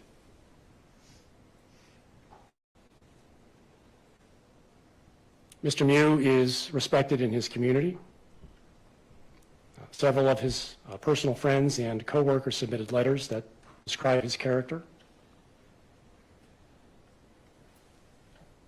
Those letters were not shared in court today, but some of the most common words they use to describe Mr. Mew are kind, compassionate, friendly, loyal, respectful, and honest.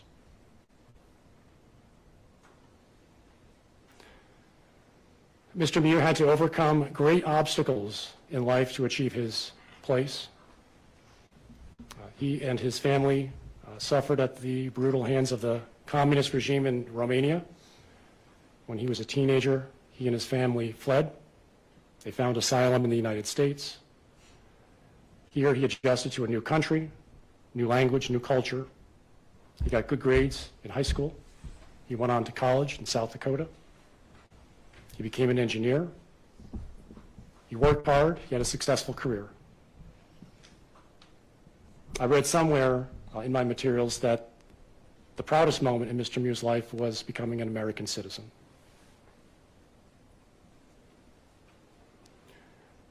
Mr. Mew has no rehabilitative needs. That means he doesn't need rehabilitation. He has no past criminal history. He does not associate with criminals. He has never used illegal drugs. He is not an alcoholic. He has not been diagnosed with a mental health condition, although there is evidence that he's experienced PTSD from July 30 while in the jail. Mr. Mew is educated. He has vocational skills. He has life skills. He's financially secure. He has a stable home. He has positive social supports. He knows the difference between right and wrong. He doesn't need rehabilitation.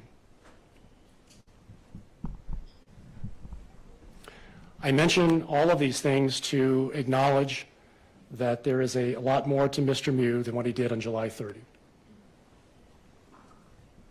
I mention these things to recognize that a fair and just sentence takes into account the complete person, not just his worst acts at his lowest moment.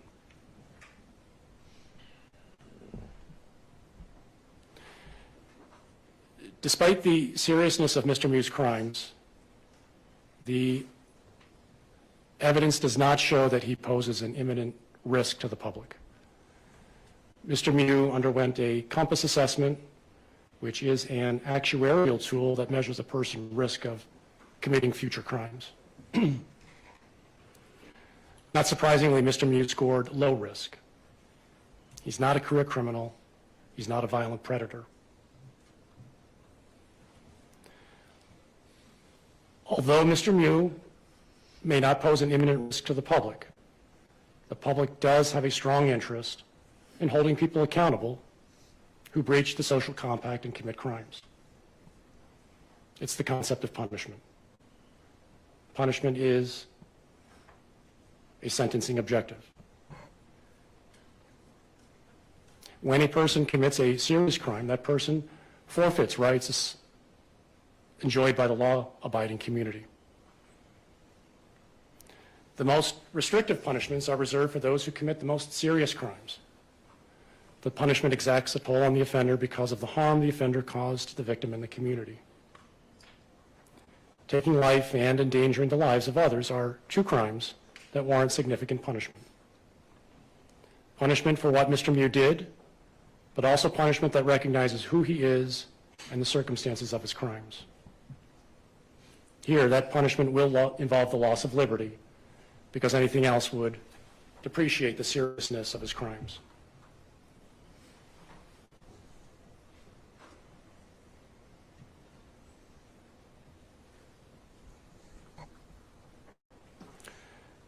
So at this time, I will impose the following sentence on Mr. Mew. For count 1, I will impose a term of initial confinement of 20 years, followed by 6 years of extended supervision. For count 2, involving Anthony Carlson, 5 years initial confinement, followed by 5 years of extended supervision. Count 3 involving Dante Carlson, 5 years of initial confinement, followed by 5 years of extended supervision. Count 4, Alexander Martin, 6 years of initial confinement, followed by 5 years of extended supervision. Count 5, Riley Madison, 5 years initial confinement, followed by 5 years of extended supervision. Count 6, Madison Cohen, 270 days of jail. Mr. Mew is not eligible for challenge incarceration program or the earned release program due to his age and the nature of these offenses. The sentences on all 6 counts will run concurrent. I am opposing a concurrent sentence because Mr. Mew's conduct toward each of his victims was part of a single continuous act over a short period of time. The periods of confinement take into consideration Mr. Mew's entire behavior, not just the behavior directed at any one particular individual. The conditions of extended supervision will include the following: maintain absolute sobriety, no possession of drugs or alcohol. You shall not enter any establishment where the primary purpose is the sale of alcohol. This will include places like bars, taverns, liquor stores, beer tents, and the like. You must complete an AODA assessment. He must comply with all recommendations of the Compass Assessment and the Department of Corrections. He must pay court costs and DNA surcharge on each count. He must submit a DNA sample. He may not have any contact with Isaac Schumann's family, including Elena and Donnie Hernandez and Scott Schumann. He may not have contact with Alexander Martin, Riley Madison, Anthony Carlson, Dante Carlson, or Madison Cohen. He is responsible for restitution. The state must submit its restitution demand within 30 days. The defense may have 30 days thereafter to object. If there is an objection, the matter will be scheduled for a restitution hearing. Because Mr. Mew is convicted of serious felonies, he may not possess firearms, he may not possess body armor. He may not vote or hold public office until his civil rights are restored. If he were to do any of those things contrary to law, he would subject himself to additional criminal penalties. If he violates the no contact orders, he may also subject himself to additional criminal penalties. Does the state agree on the credit calculation, 732 days? Yes. All right, 732 days credit. Mr. Mew is remanded to the custody of the sheriff for delivery to the Dodge Reception Center. Is there anything else for today, Mr. Anderson? No. Mr. Nelson? No, Judge. All right. Thank you all. We stand adjourned.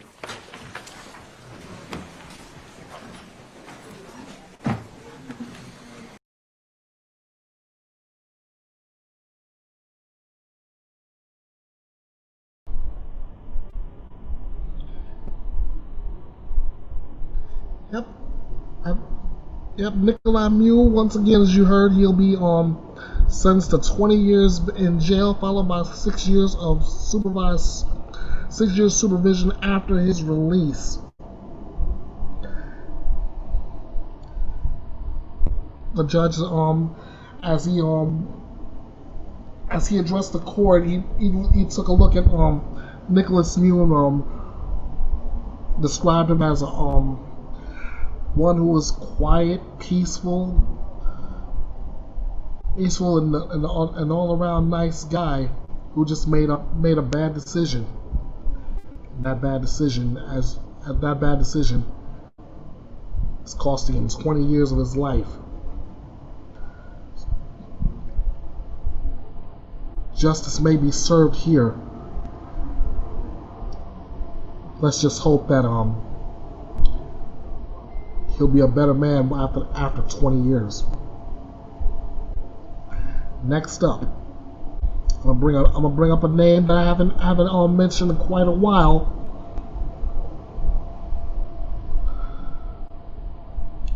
Alexi Trevizo.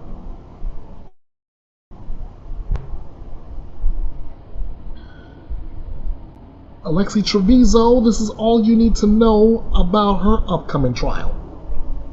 A New Mexico teen charged with murdering her newborn and leaving it in a hospital trash can has won a battle to keep some evidence out of court, but is still fighting to have her trial moved.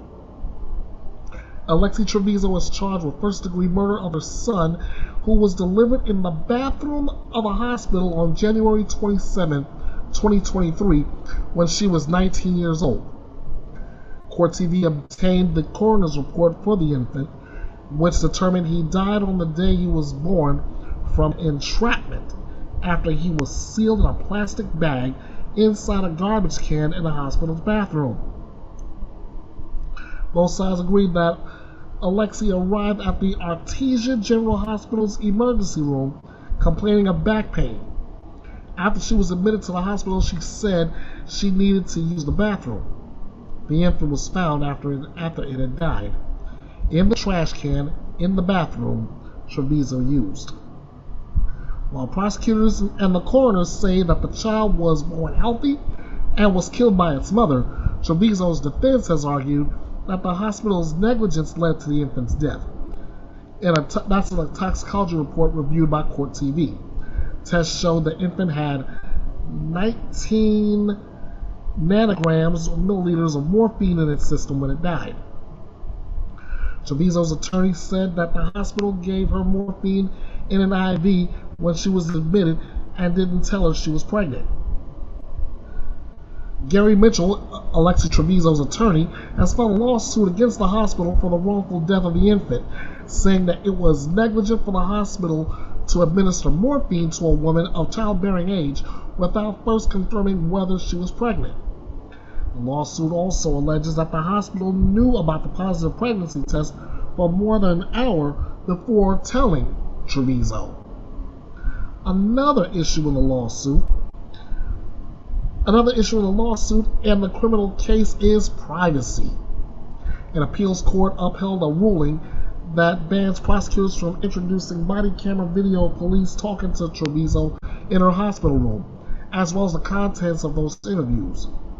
The court found that not only was Trevizo not advised of her Miranda rights at the time, but she was also protected by medical privacy laws known as HIPAA, which protect conversations between doctors and patients. Prosecutors have appealed the court's decision, arguing that privacy laws do not preclude medical providers from disclosing information to law enforcement regarding a crime. In its appeal, prosecutors also argued the presence of Trevizo's mother in the room negated any expectation of privacy. Mitchell has asked the judge to move the upcoming trial, arguing that the intense media attention surrounding the case will prevent a fair trial. In the motion, he warned that he expects the trial itself to take at least 6 weeks, not including jury selection. He said voir dire, if done properly, will take weeks in order to ferret out those jurors who have an agenda fostered by social media. Prosecutors say any media attention has been the result of Mitchell's own efforts, noting to date, no one from the state has made a statement to the media about this case. To the extent that there has been any editorialized reporting, the bulk relates to articles generated by public statements made by the defense, not the state, quote and quote. Trevizo remains free on bond pending the trial. Mitchell told Court TV's Vinnie Politan on July 25th that she has attended 1 year of college and is hoping to continue her studies in the fall. And we will keep abreast of this, and we'll find out exactly what will become of Alexi Trevizo's trial. Will she be held responsible for her infant's death? Is the hospital responsible for her infant's death? Stay tuned, folks.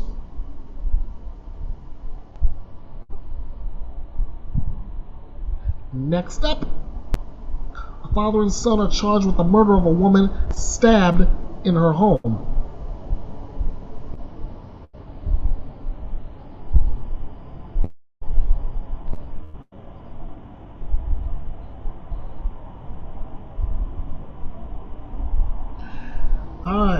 This is coming out of Prestonburg, Kentucky. Police have arrested a man on charges he murdered a woman found stabbed to death nearly a year ago and have charged his father in connection to the crime as well.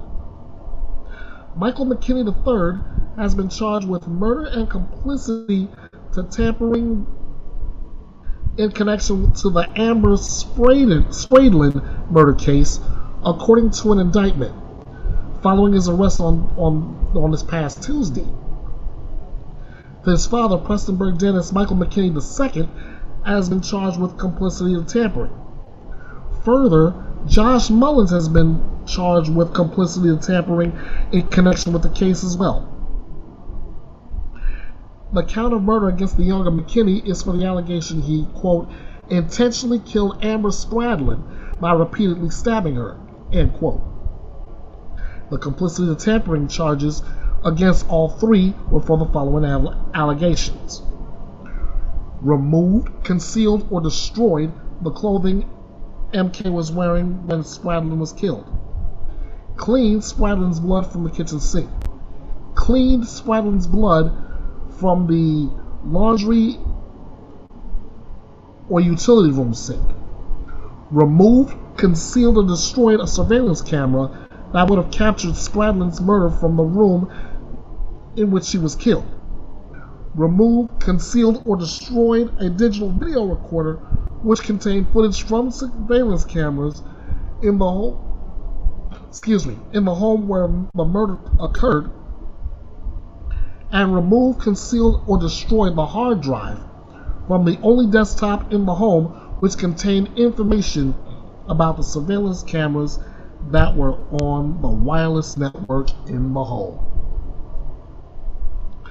So once again, we're going to go to Court TV's Julie Grant, and we're going to see what she has on this case that's trending in true crime. Welcome back. And now for what's trending in true crime. A prominent dentist is among 3 men arrested in connection with the murder of a Kentucky woman. The murder happened a year ago.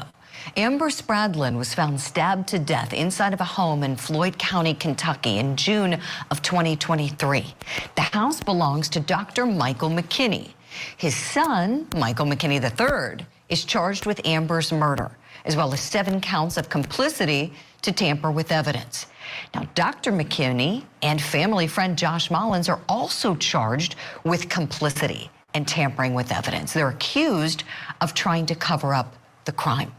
Now, Amber's cousin believes that Amber helped solve her own murder. It means to me that she fought. It means to me that her last few minutes of her life were sheer terror with a monster on top of her stabbing and stabbing.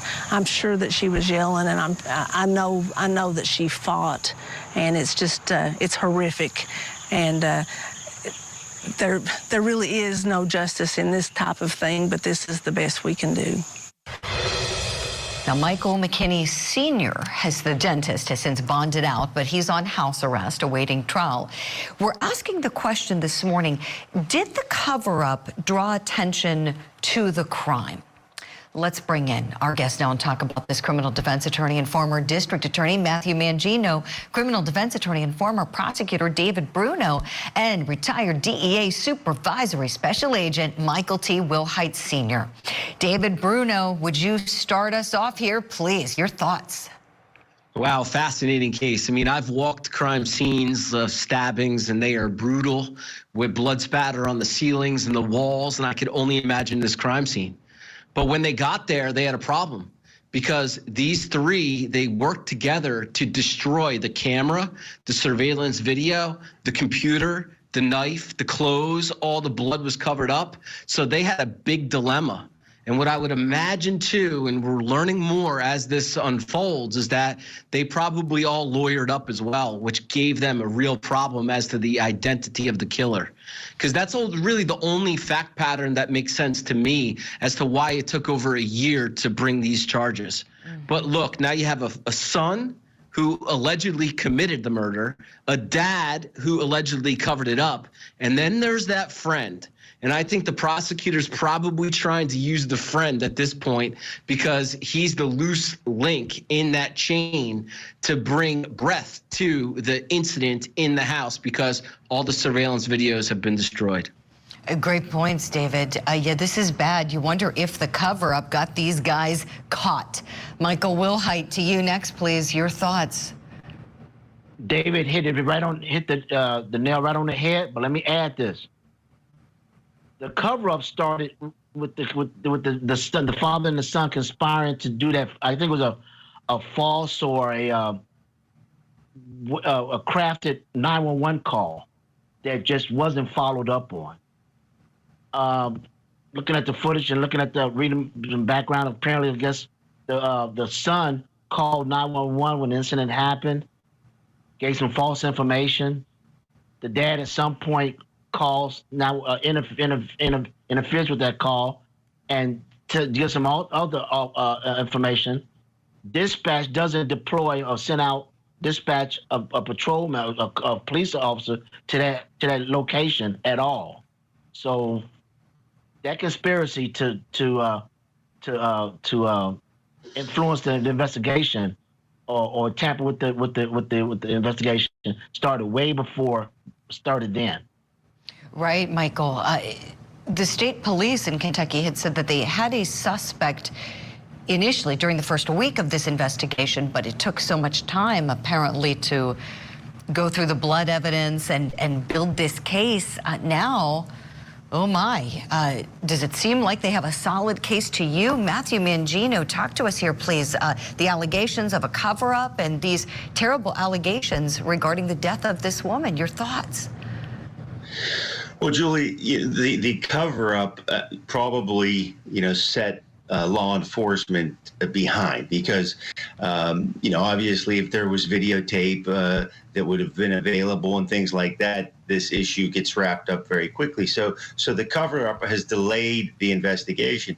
But what authorities want to do is they want to make sure that, so to speak, they have their ducks in a row before they file charges. You don't want to file charges prematurely, even if you have a strong suspicion of who's responsible and how this occurred. You want to make sure that all the evidence that you have lines up with what the theory of the case is.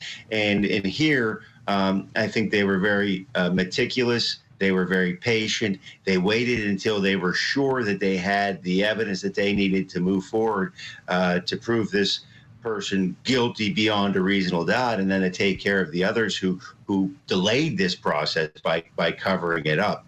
So I think the prosecution waited till they were in a strong position to move forward and file charges in this case. Right, Matthew. They had to just take the time, go through everything methodically. This cover-up seems so elaborate. I'm looking at some local reporting from Lex 18, a local NBC affiliate there, saying that there was clothing that was destroyed, that there was blood cleaned from the kitchen sink, the laundry room. As David mentioned, some of these things, a surveillance camera that would have captured the murder because of the room it was positioned in, that was removed and destroyed. A digital recorder destroyed. There's also an allegation that the handle of a broken knife was destroyed. So this is really bad. All of these things, I mean, in the home of the dentist, Michael McKinney Sr., and then we've got the son, Michael McKinney III. He's the only one accused in the murder. But why? We wonder why. So here's what we know. Amber Spradlin's estate has also filed a civil lawsuit over this alleged cover-up that was so elaborate. We're wondering if Michael McKinney III did carry out this murder. If he did, and we don't know, he's presumed to be innocent, what would be the motive for killing Amber Spradlin? Let's talk some more about this. Let me bring in my guests now. Matthew Mangino, let me start with you this time.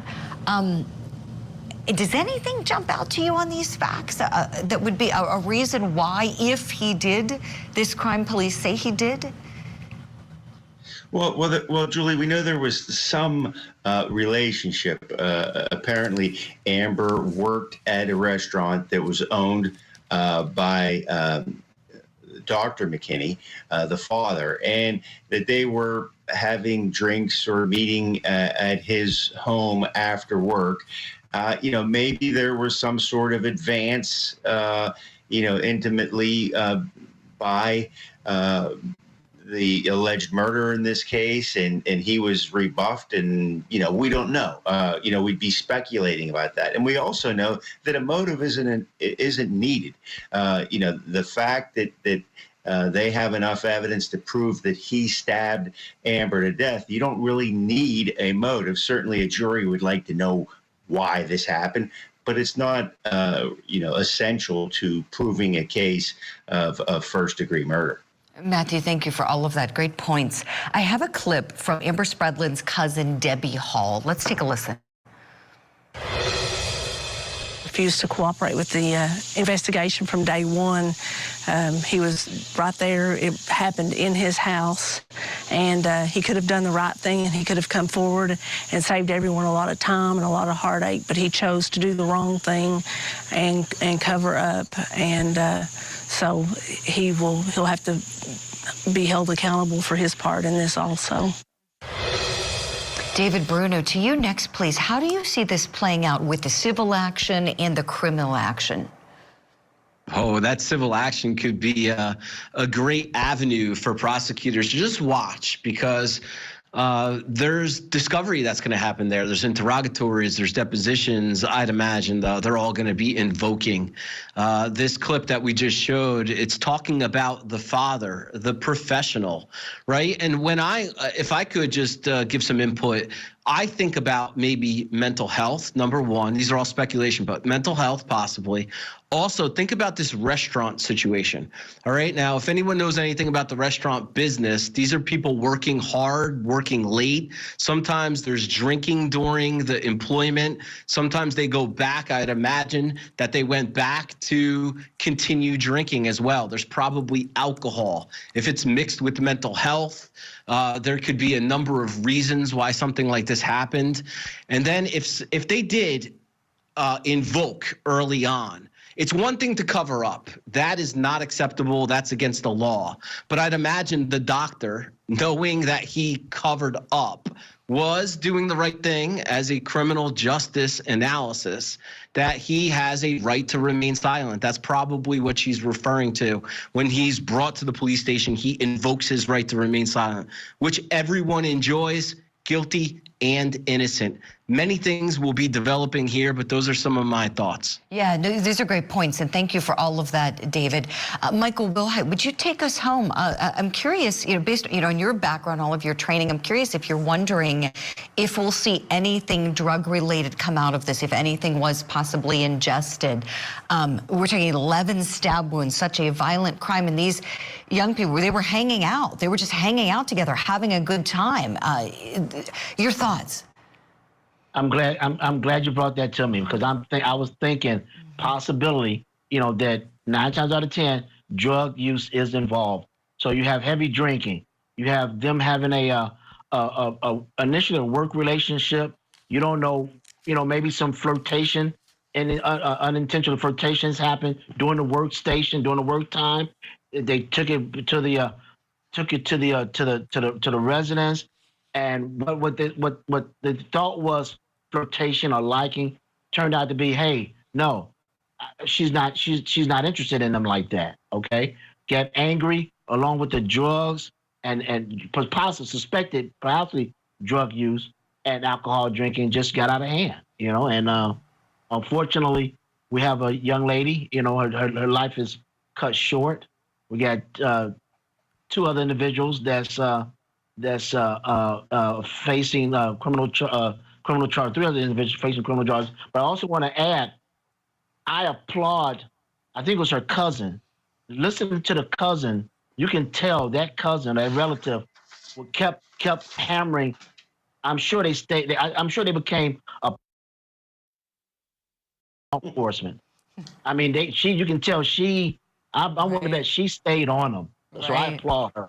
Right. That's what you got to do. Be a pain. That's advocacy. Keep pushing forward and asking for answers.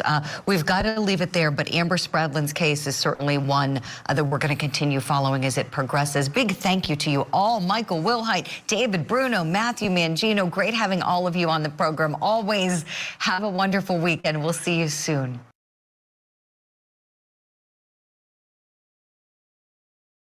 And we're going to keep an eye and an ear out on this particular case as well. And whenever we get new developments, you can bet Bethea'S Byte Reloaded will have it here.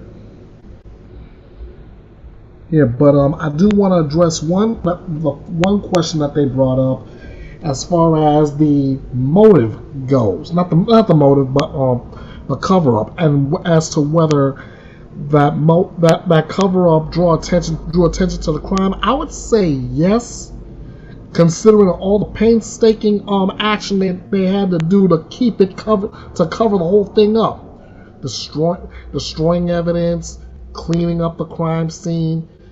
That's a lot to do in order to cover up what you did. It's like pretty much leaving your stamp saying, yes, I did it. But that's just my opinion on it. All right. Next up, another sentencing.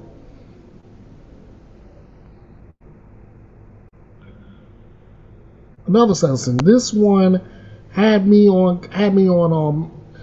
alert when I first heard about this case. This was the treadmill abuse murder trial, and this is where a New Jersey father was convicted in the death of his 6-year-old son. In May, a jury found Christopher Gregor, 32 years of age, guilty of aggravated manslaughter in the death of Corey Misiolo, that's the pronunciation, who prosecutors argue died from injuries sustained from chronic abuse. Gregor was initially charged with murder. However, the jury found him guilty of the lesser-included offense of aggravated manslaughter. Gregor was also found guilty of endangering the welfare of a child. And at the sentencing hearing, Guy Ryan noted he had received hundreds of letters from people around the country to weigh in on the sentence. Judge Ryan also noted that while Misiolo's family requested that Gregor be sentenced to the max, the 40 years allowable under the law, would not stand up to legal appeal as he handed down the sentence. So, let's go right now to that sentencing hearing. Oh my goodness.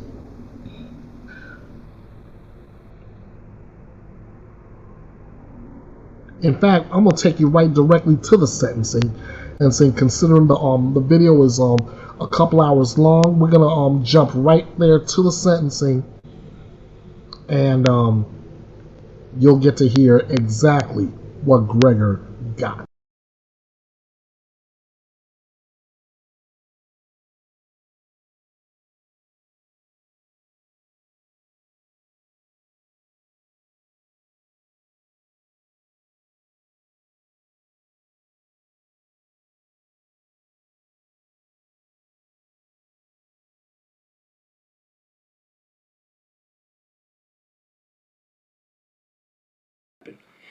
So on count 2, aggravated manslaughter, I sentenced the defendant to the custody of the Commissioner Department of Corrections. Weight to that factor because the defendant has no felony level convictions in this or any other state, no indictable crimes in this or any other state. He has one ordinance violation and the one drug paraphernalia that I've just talked about. So while not perfect, it's certainly not a serious record.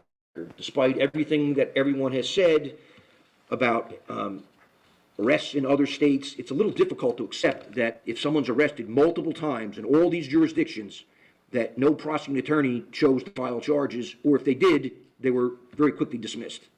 So the speculation that this defendant has a serious record is just unfounded. The confident that the prosecutor's office would have submitted to me records of convictions that they existed anywhere. I mean, there are times I get records of convictions from Puerto Rico, and it takes the prosecutor's office a great deal of time and effort to get those. So here we have a series of police reports, which I can't consider. They're mostly one-sided hearsay anyway, but I'm not permitted under the case law to consider those.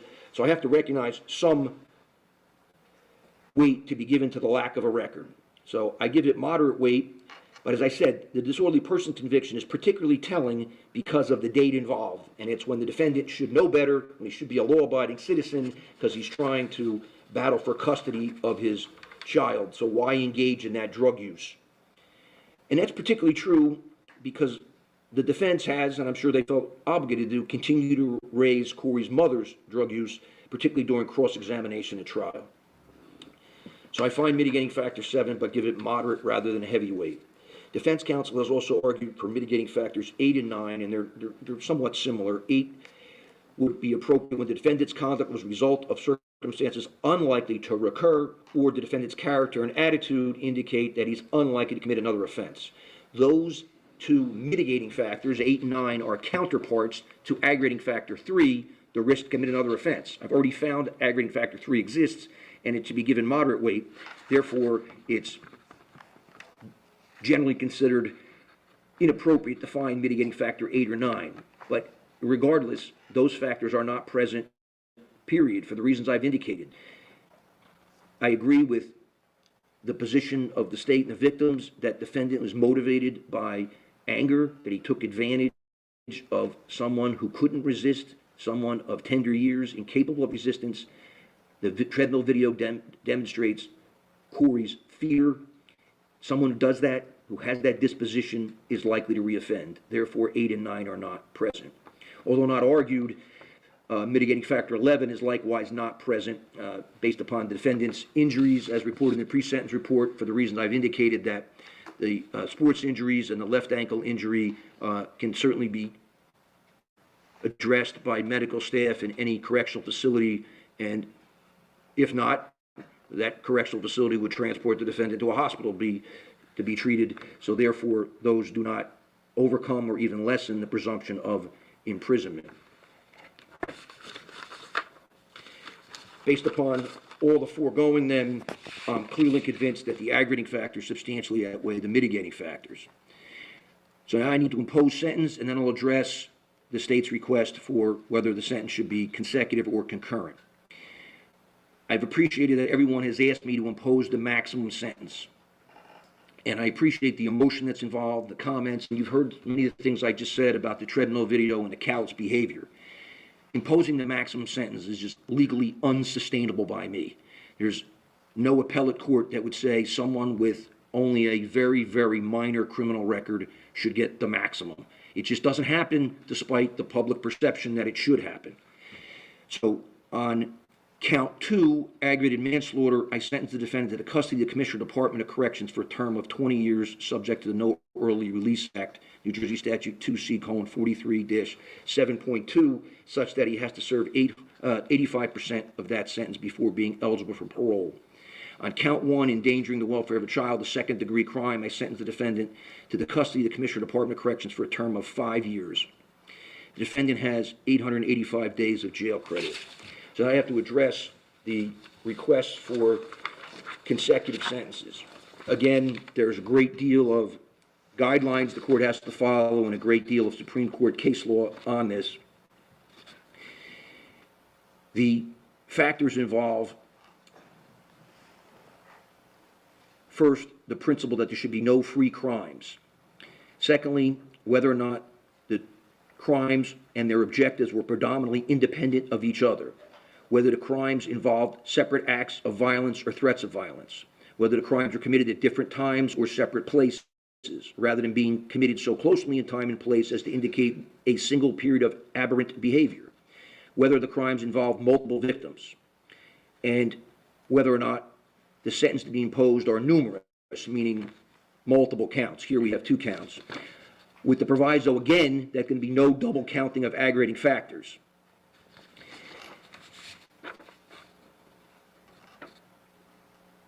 When there are multiple crimes, involving multiple victims, the law is that the total impact of singular offenses against different victims will generally exceed the total impact on a single victim. We don't have that here. We have a single victim. But first, not to impose a consecutive sentence for the endangering would be to make that endangering offense a free crime. And one need only view the circumstances of the offense and the video to know it shouldn't be a free crime. The crimes are somewhat interrelated. They're not completely independent of each other, but they are predominantly independent of each other. Corey was subjected to an awful time on the treadmill that I've described. It was brutal to watch that treadmill video because you rarely see a child essentially inflict harm on himself in the beginning until his father starts to put him back on it. So it doesn't take a vivid imagination to consider the fear Corey's in at that point.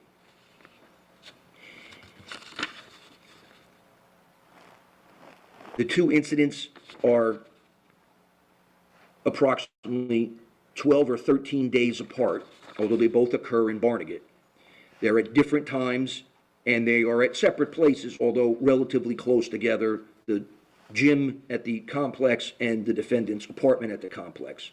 But they're not so sufficiently close in time as to be a single episode of aberrant behavior. This is not someone that went and committed 4 car burglaries in a parking lot, one after another, which would be a single episode of aberrant behavior. They clearly involved separate acts of violence and or threats of violence and harm to Corey. The second act being the ultimate act, which was successful in ending his life. They don't involve multiple victims.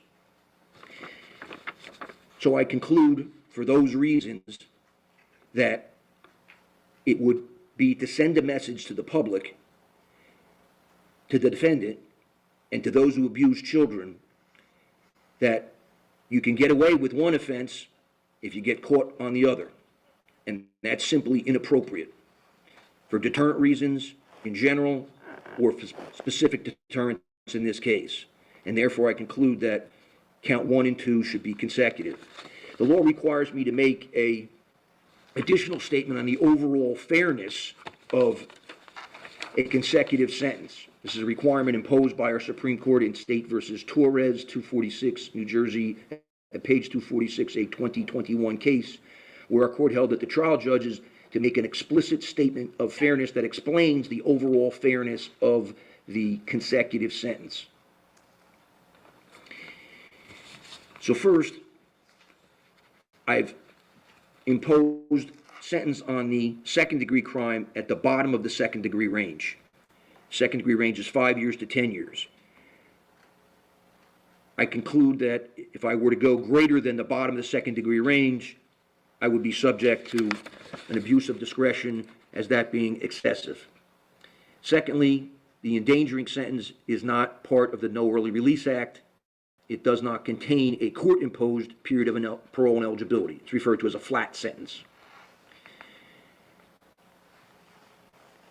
Additionally, I conclude that the consecutive sentence is fair because of the reasons I just articulated about no free crimes.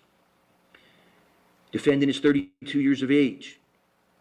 Absent some unusual medical event for a young person, he will eventually be released to his own liberty. He will eventually be a free man to walk around. Corey, of course, will not. So this is not the functional equivalent of a life sentence, despite the imposition of a consecutive sentence. It's also fair and just, given some of the testimony by Dr. Andrew, who testified in great detail about this, got down off the witness stand, went to the large screen TV and pointed out the bruising all over Corey's body, and testified about the injuries and bruising of different ages in different levels of healing, demonstrating the doctor's concern about ongoing abuse. We had pretrial hearings about this. The state in count 1 endangering originally alleged abuse was occurring from December of 2020 through March of 2021 up through the date of Corey's death. I concluded that, really to protect the defendant's right to a fair trial, I concluded that many of the other incidents were attributed to normal childhood activities. Going hiking and getting a branch that comes back from a shrub into the tree, playing sports. And because there was what I found to be insufficient medical documentation or medical testimony that those incidents were attributed to abuse, I did not allow them in. But Dr. Andrew, who did not testify in that pretrial hearing but testified later, was very compelling about those levels of injury and their different states of healing. Kids get bumps and bruises. Corey had more than bumps and bruises that you would see on a 6-year-old. So for all the foregoing reasons, I conclude the imposition of a consecutive sentence is overall fair under the circumstances of this case.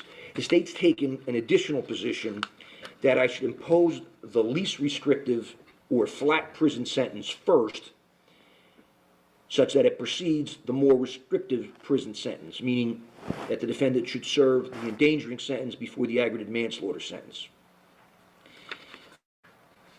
There's a very difficult legal analysis associated with that.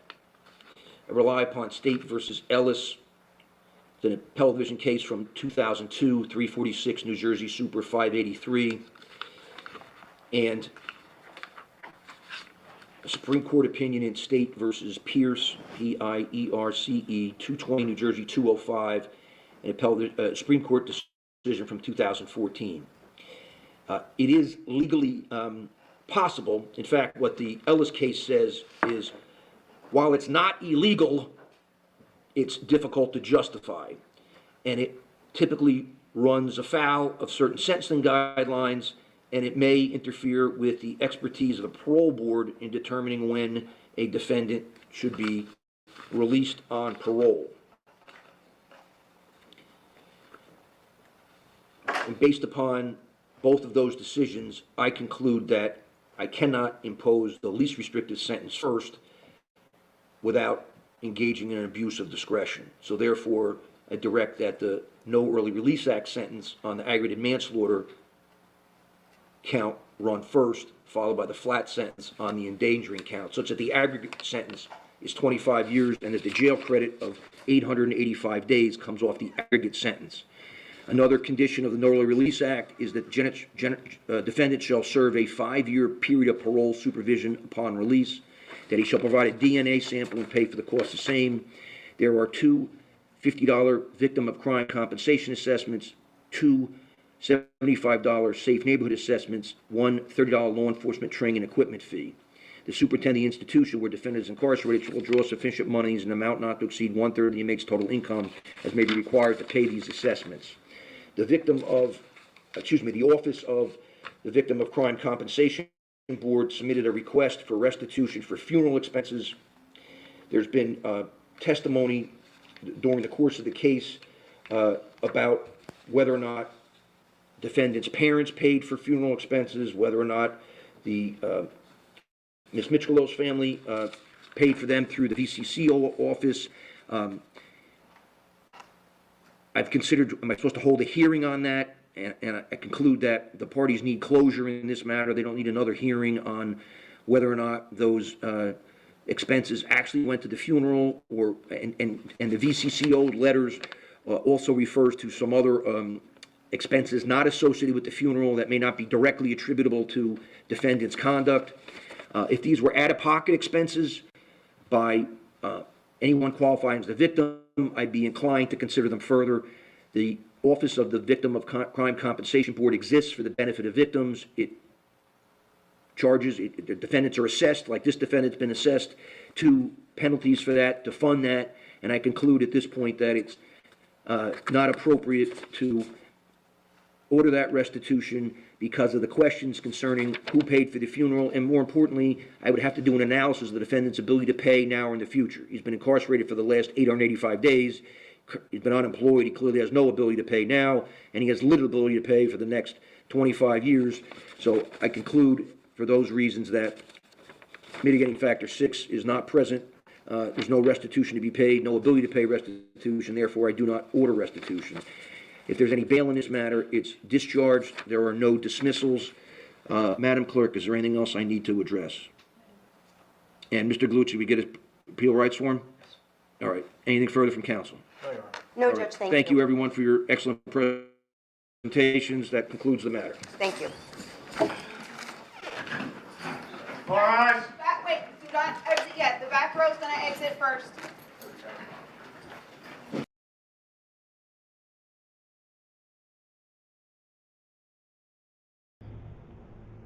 And there you have it. Christopher Greger will spend the next 25 years in state prison for the death of his 6-year-old son, Corey Misiolo. And honestly, this is justice served, because between the aggravated manslaughter and 5 plus the 5 years for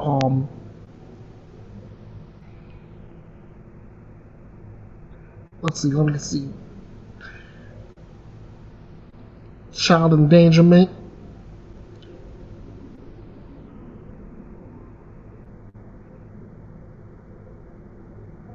Yeah, 25 years. 25 years is appropriate.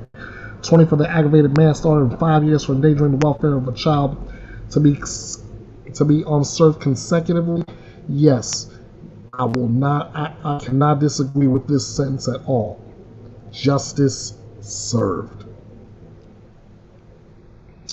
All right, let's move onward. We have a verdict watch now. Wisconsin versus Kevin Semmer, a tattoo punch murder trial.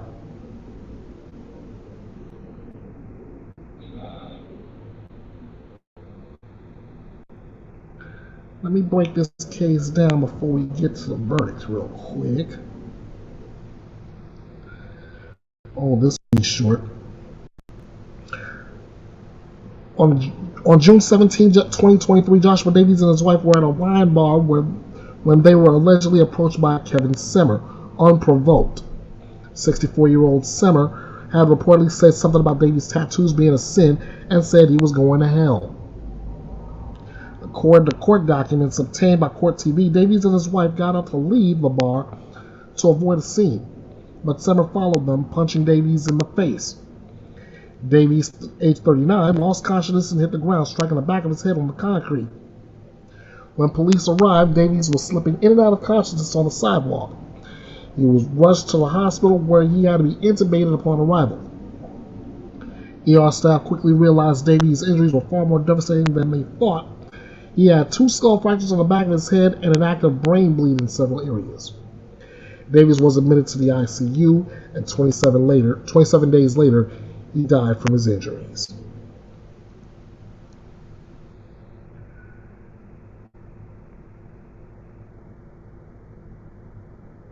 Wisconsin man, well, instead of me talking about it, let's go to the verdict.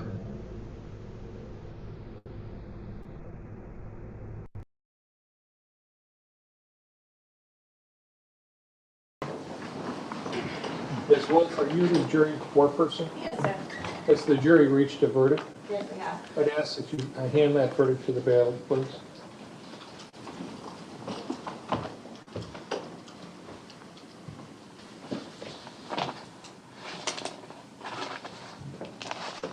Court is going to ask the clerk to read the verdict. We, the jury, find the defendant guilty of felony murder, aggravated battery with the intent to cause bodily harm as set forth in count 1 of the information. Is there any request to poll the jury? No, Your Honor.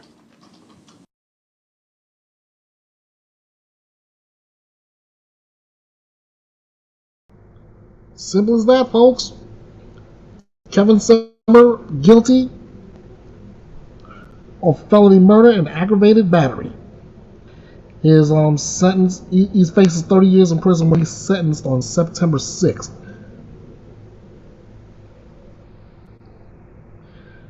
Ooh boy.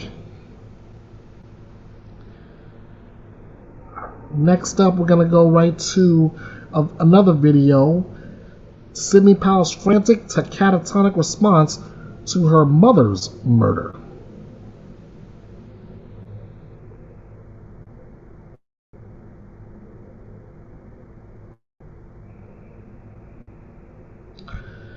Alright.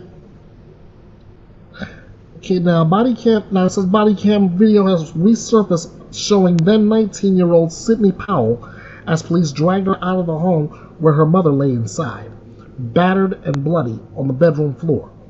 The video was not ordered to be broadcast by Court TV during Powell's murder trial, but that order has since been lifted following her conviction.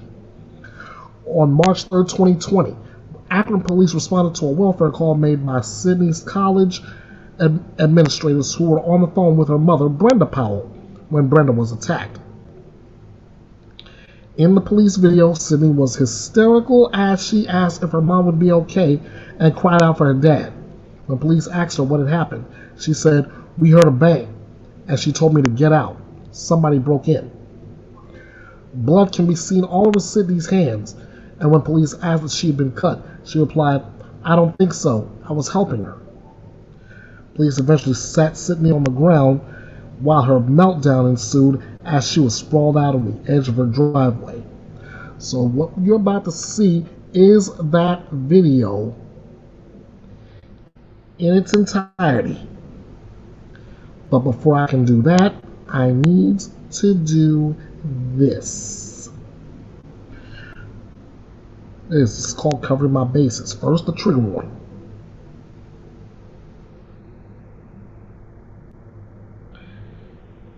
Now the copyright.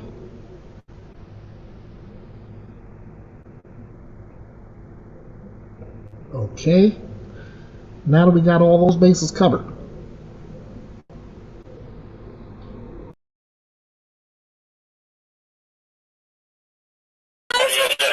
Take her outside. Come on. Come on. Is she gonna be okay? Come on. I Come on. Come on. You just need to cooperate with me, all right? want my dad. Huh? I want my dad. What happened? What's going on? What's going on?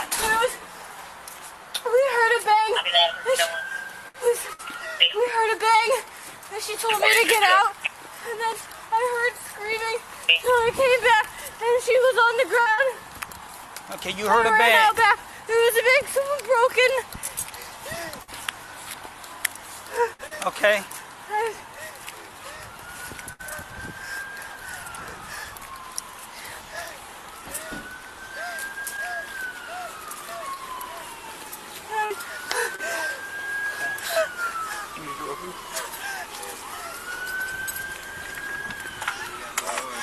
What is your name? Sydney. Are you cut? I don't think so. Yeah, you're cut somewhere. I don't think so. Yeah, your hand. No, I was helping her. I grabbed her. All right, stop.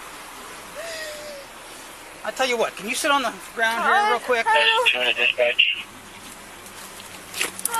Come on.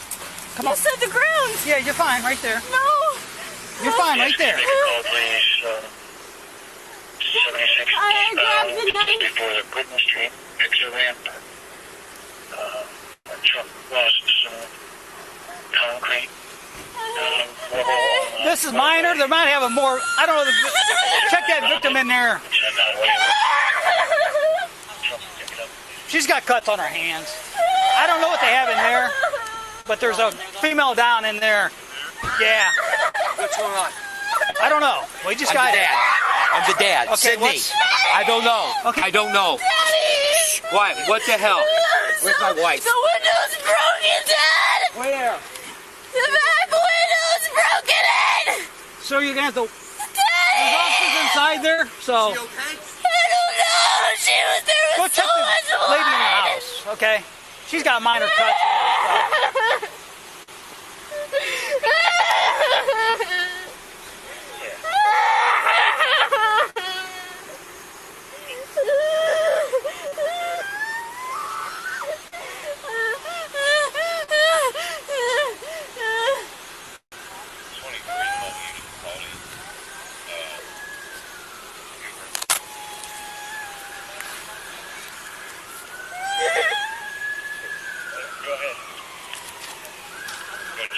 pretty bad up there.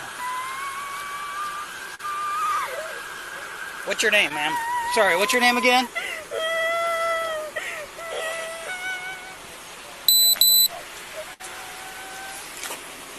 She's got cuts on her hands. Okay. So. She's got cuts on her hands? Yeah. Take care of her. Dave, I think this is, are you dad? Yeah, I'm the dad. Can you stay here with them? We have another, I'll call for another med unit for her. Somebody has my wife. 12. 12. Can you start another med unit on here? We have a female constantly breathing cuts to her hands. Got me.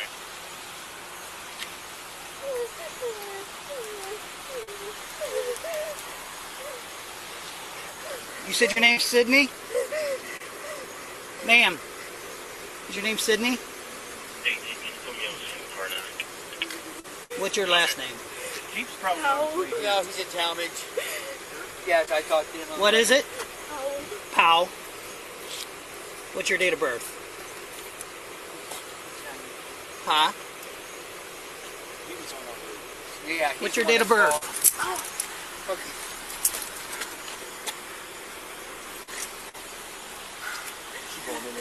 Yeah. Yeah. I I have another one no. coming. Okay. No, but somebody's got to take I have another med unit coming. All right, you got some gloves? I got some. Right here. Oh. Yeah. Well, I thought the other one. I mean, she just got cuts to her hands here. Oh, it's just a cut? Yeah. So I don't know.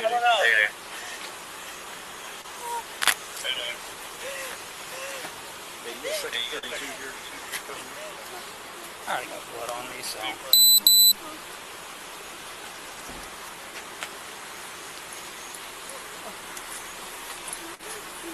Officer Null. 23. Officer Null. Go ahead, Officer Null. Here you go, Officer. Here they come. Can we move this 25. 25? Somebody's got to tell me what's going on. Somebody's got to tell me what's going on. What'd you say? Oh, we don't, sir, we don't. Does she have any mental No, issues? no. She was having a little trouble at school at Mount Union, and she came back home to try and work things out. Just today is when I found it. She's been, I think she has been going to class for the last couple of weeks. So she just came home today? Yeah, today. It's like 11 o'clock. Sydney. Sydney. Sydney. Oh, fuck. What is going on with Sydney. What's going on? Huh? I need to know what's going on. We don't know yet.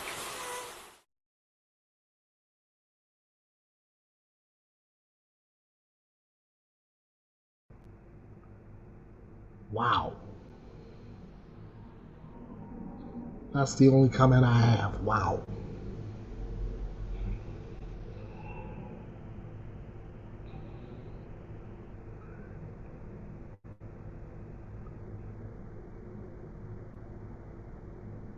On September 7, 2023, Court TV began broadcasting the murder trial of Ohio versus Sidney Powell, who had entered a plea of not guilty by reason of insanity. Sidney had been out on bail since her arraignment and spent the following 3 years of coronavirus pandemic-related trial delays with her family. The trial was marked by a dramatic testimony, including that of Sidney's father, who testified that Sidney and her mom had an extremely close and unbreakable relationship. Sidney's friends testified that after her expulsion, she seemingly went to class, attended social events with her sorority, went to the mall, and was pretending things were normal. And in addition to friends and family testimony, the trial turned into a battle of the experts, as several psychologists for the state and defense testified to Sidney's mental state at the time of the murders. Prosecutors painted a picture of a calculated deception, saying that not only did Sydney know what she was doing when she viciously attacked her mother, as she was learning about Sydney's expulsion, but then immediately executed a cover-up by staging a break-in and even answering one of the university's subsequent calls following the attack, pretending to be Brenda to manage the situation. September 28, 2023, after 9 days of intense deliberations, the jury found Sydney guilty of all charges, including purposeful murder, felony murder, felonious assault, and tampering with evidence. She was sentenced to life in prison with the possibility of parole after 15 years.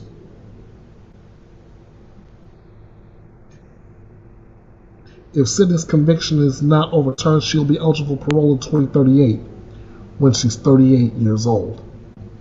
And again, just after watching the video, all I can say is, wow.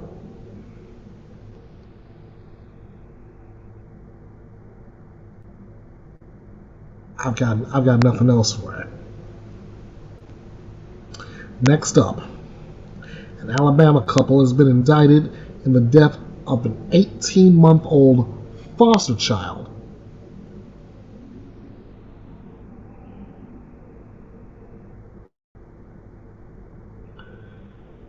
Now, in a way, this really hits me. This really hits me personally because I was once a foster child myself, foster child and adopted.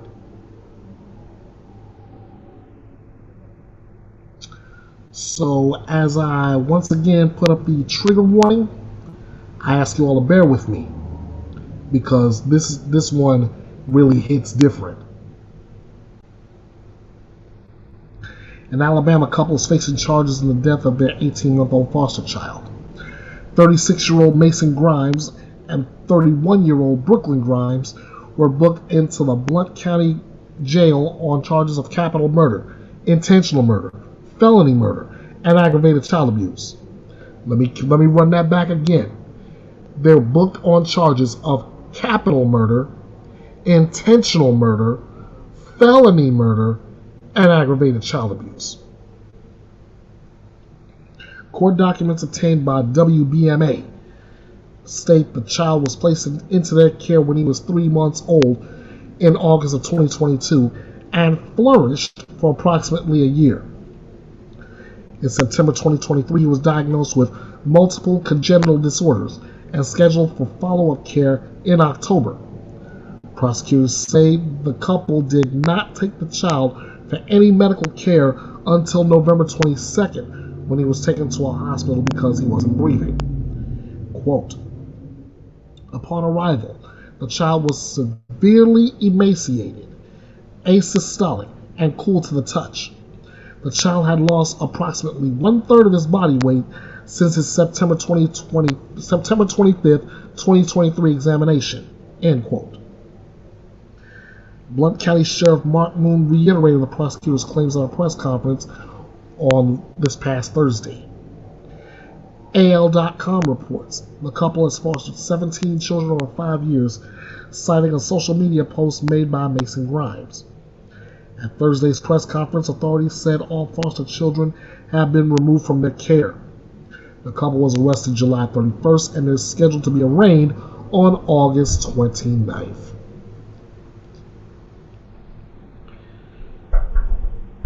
Now, I know there's a lot of people who say that there is no reason for it. Some people shouldn't be parents.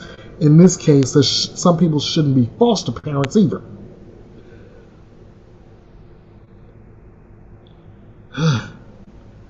More details to come. All right, we're gonna go now to. Hold up, let me call it. 1 second, babe. I think the door is open. I didn't unlock it. Sorry, guys.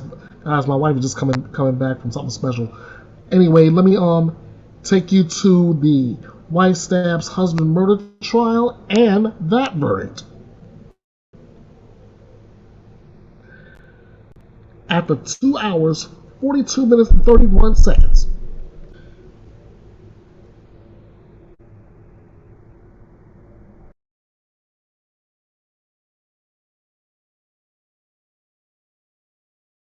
What say you, Madam Forelady, as to indictment number 2183CR00153 on offense number 001, wherein the defendant, Christine Ricci, is charged with the crime of murder? Is she guilty or not guilty?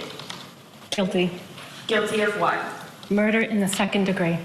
Thank you. As to offense number 002, wherein the defendant, Christine Ricci, is charged with the crime of assault and battery by means of a dangerous weapon. Is she guilty or not guilty? Guilty. Your Honor, may the verdict be affirmed. Yes, they may. Thank you. Members of the jury, hearken to your verdict as the court has so recorded it. You, upon your oath, do say that the defendant, Christine Ricci, is guilty of murder in the second degree on indictment number 2183CR00153, offense number 001. So say you, Madam Forelady. Guilty. So say you, all members of the jury. Guilty. You further, upon your oath, do say that the defendant, Christine Ricci, is guilty on indictment number 2183CR00153 on offense number 002 on the charge of assault and battery by means of a dangerous weapon. So say you, Madam Forelady. Guilty. So say you, all members of the jury. Guilty. Thank you. Your Honor, the verdict has been recorded and affirmed. Jurors, you may be seated.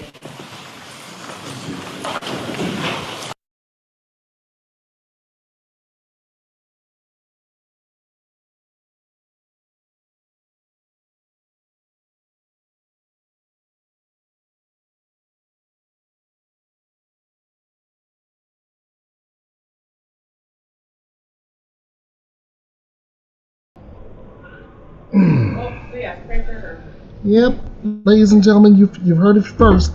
A Massachusetts jury found a woman guilty of murdering her husband who worked as a firefighter.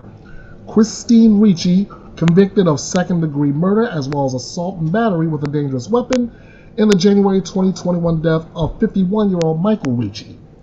Testimony at trial from first responders revealed that Michael had been stabbed in the heart and on the back of his left shoulder.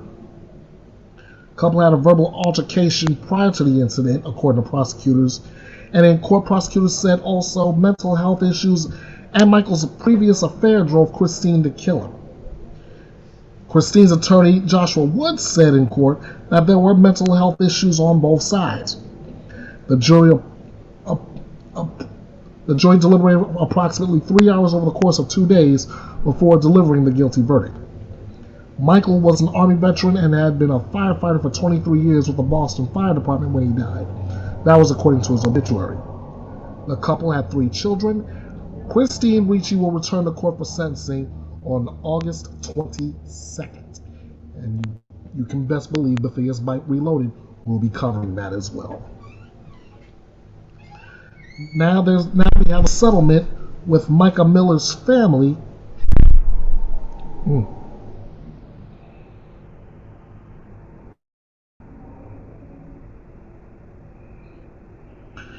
A legal battle between a pastor and his late wife's family has come to an abrupt end after both sides agreed to a settlement and to work together going forward.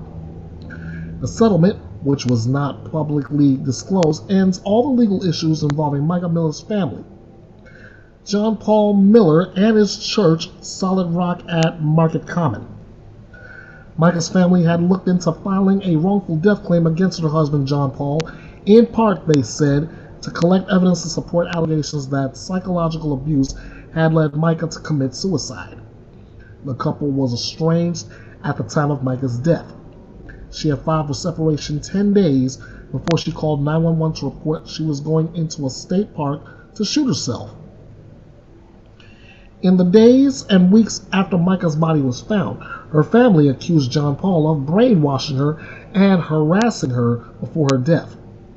The two sides also faced a battle over who was entitled to the couple's marital property.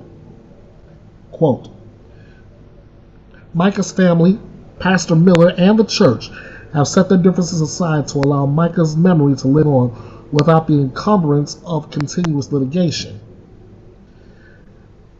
Those that have sought justice for Micah should feel accomplished in helping the Francis family reach this milestone. Unfortunately, we don't know every piece of information that led to the death of Micah. We do know that her life did serve a purpose. Her life mattered. Those that are spending every Sunday morning protesting outside of Solid Rock Church chanting justice for Micah should recognize this time of healing and move on with their lives. That's That's coming from Russell Long, an attorney for John Paul Miller. John Paul and Micah's family have agreed to join forces and are working together to press state lawmakers to adopt a coercive control law in her memory. Regina Ward, who represented Micah's family, told the station WBTW they want to move forward to the next chapter, and that is getting this coercive control law passed.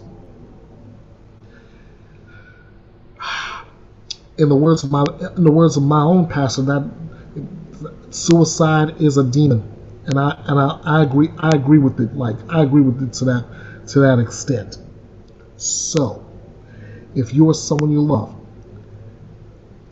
are having thoughts about taking their own lives, and you need someone to talk to, you're asked to call the Suicide and Crisis Lifeline by dialing 988 or texting the word HOME to that crisis text line at 741-741.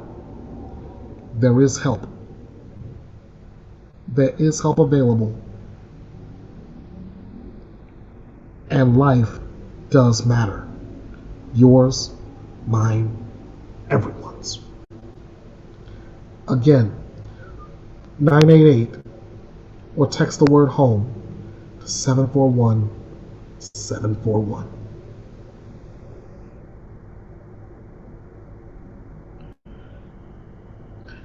Next up,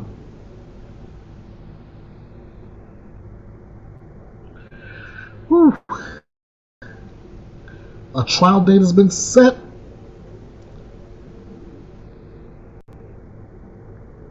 Trial date has been set for the suspect in the murder of nursing student Laken Riley. Athens Clark Superior Court Judge H. Patrick Haggard set a tentative trial date for Jose Ibarra during a status conference on this past Friday. Jury selections expected to begin November 13, with opening statements following on November 18th. In-court prosecutors said they'd like for the trial to wrap before Thanksgiving. Prosecutors are seeking life in prison without the possibility of parole for Ibarra, who previously pled not guilty to multiple charges in the death of Riley. 26-year-old Ibarra was arrested February 23rd for the murder of 22-year-old Laken Riley, who was killed while jogging on the University of Georgia campus. Let's take you straight to the courtroom. My mistake. Let's take you right to the courtroom. This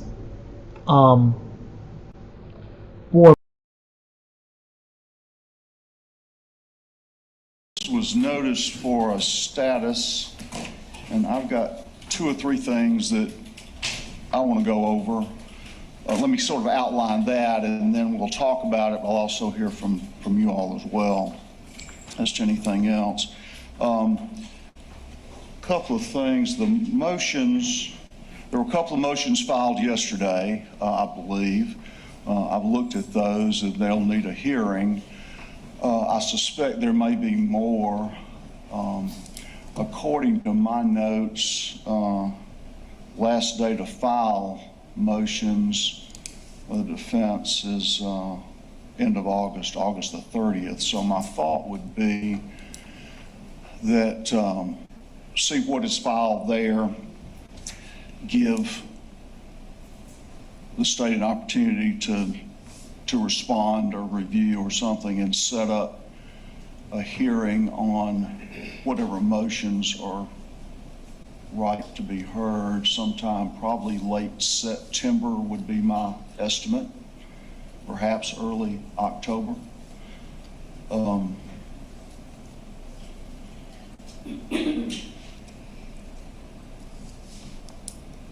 Certainly if there's a motion, I guess I'm not making this a hard and fast rule, but I would like for there to be a response within 10 days of the motion being filed. However, if it's a motion that might take longer, let me know about that, either way. we can see. But my goal is to have one hearing on the motions at that point. And of course, you have to see how long that would take.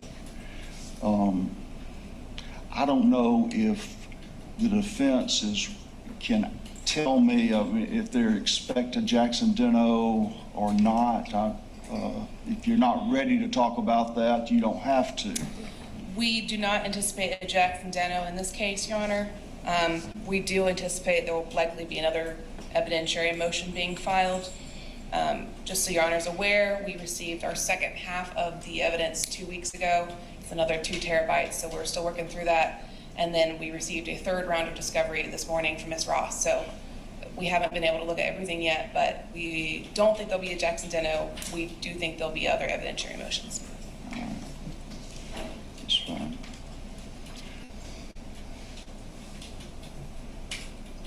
The other dates I want to discuss is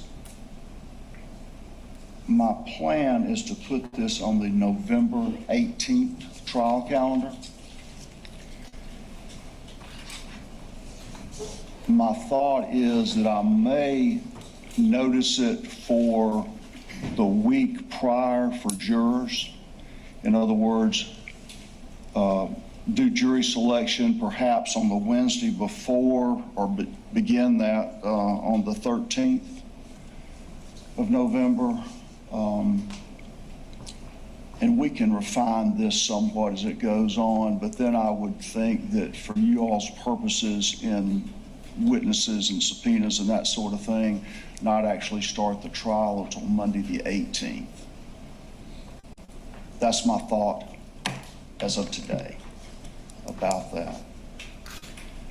I'm also considering a separate juror questionnaire. I'll invite both sides if you want to submit questions that you think are appropriate. I'll consider it. Of course, that's not going to eliminate your own separate voir dire questions, but and depending on how that document develops, may go out early with the juror notices, or it may just be a situation. I have done it when they come in, they sit for the first hour or so and fill it out. We'll just have to see and how that develops. But those are the matters on my list today. I'll hear you, what your thoughts are on any of that and anything else. Ms. Ross, I'll hear from you first. Good morning, Your Honor. Good morning. I think you pretty much answered all the questions I had as you were continuing to talk. The state did intend to file a written response to the motions that at least were filed yesterday, and that will continue to be our practice. And I was going to request today 10 days to respond to the motions that were served upon me yesterday afternoon. So if I may get that, I will respond in writing to at least the 2, and I will continue to respond in writing 10 days, at least 10 days from the time they serve the motions upon me. I will respond in writing within 10 days. As far as the jury selection, yeah, my only concern is to have the trial completed before Thanksgiving if we start on the 18th, because I know Your Honor knows that jurors their schedules get really funny that week of Thanksgiving, and usually Tuesday before Thanksgiving is when we start to lose people. As sitting here talking to you right now, I think the jury is completely seated, and we are starting with opening statements and evidence on the 18th. If we hustle, I think we could be completed in time. I'm just not sure what the defense case will be, so I always hesitate to give the court an estimate because I don't know what their defense will be at this point or what evidence they may have, so that might slow us down. And I will work with the defense to see if we can come up with a joint questionnaire, and if we cannot, then we will turn to Your Honor for assistance in a questionnaire. Okay. All right. Ms. Beck? Judge, thank you. I wanted to clarify the August 30th deadline. Other than that, we don't really have any matters to discuss with Your Honor. I think the weeks you propose are reasonable. We'll certainly work with the state on a jury questionnaire. Do you have a deadline when you would like that submitted to your office by?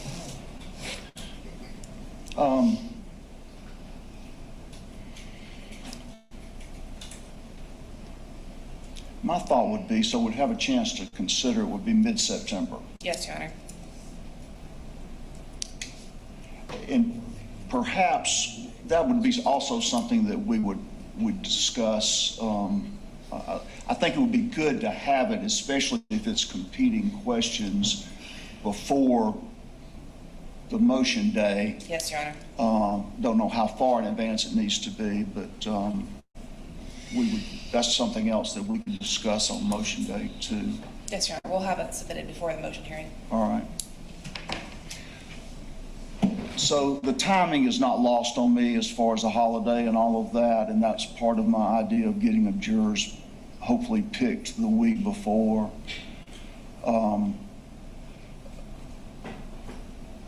And if we had to spill over into the next week, the first part of the next week, that's okay. But, you know, I would like to be able to tell them we're not going to try to interrupt Thanksgiving. That's a problem. But we can see about that.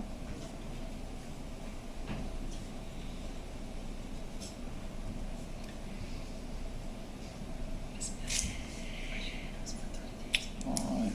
Anything else?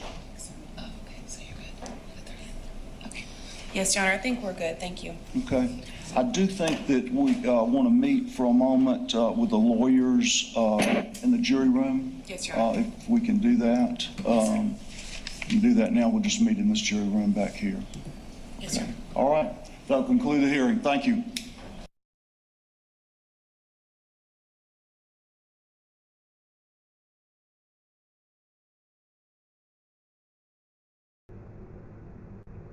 All right.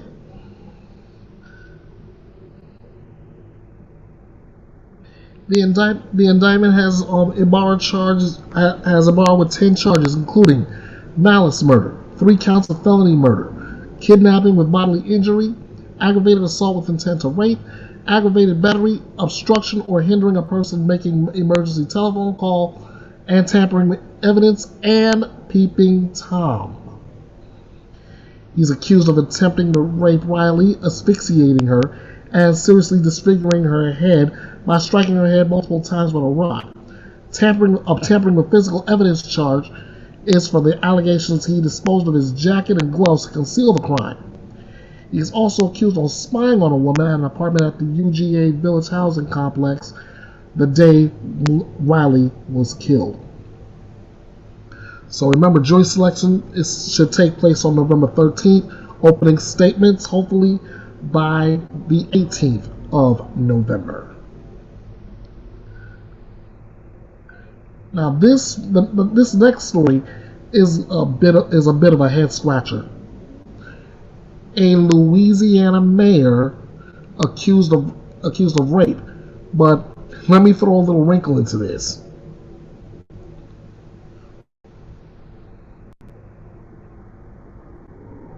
There's your wrinkle, ladies and gentlemen. A former mayor in Louisiana who abruptly resigned last week has been charged with rape. 42-year-old Misty Roberts was booked into the Beauregard Parish Detention Center on August 1st. Roberts faces charges of third-degree rape and contributing to the delinquency of juveniles. Records show she posted a $75,000 bond and was released within about an hour. On July 26th, Louisiana State Police opened an investigation into Roberts for allegations of sexual relations with a juvenile, according to a press release. The following day, Roberts turned in a resignation letter to the DeRidder City Council, according to Scripps News Lafayette. Detectives conducted interviews with 2 juveniles, one of whom was an alleged victim. Both juveniles confirmed that Roberts had sexual intercourse with the victim while she was the mayor of DeRidder, troopers allege. The case remains under investigation. So, while we only have that little bit of information, we're still waiting to see what else becomes of it. Next up, Justin Timberlake. He's back in court for his DUI case.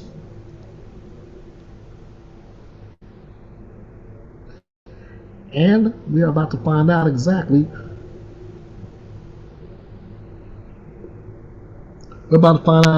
what went down in that in this breaking news report, courtesy of our good friends at Court TV.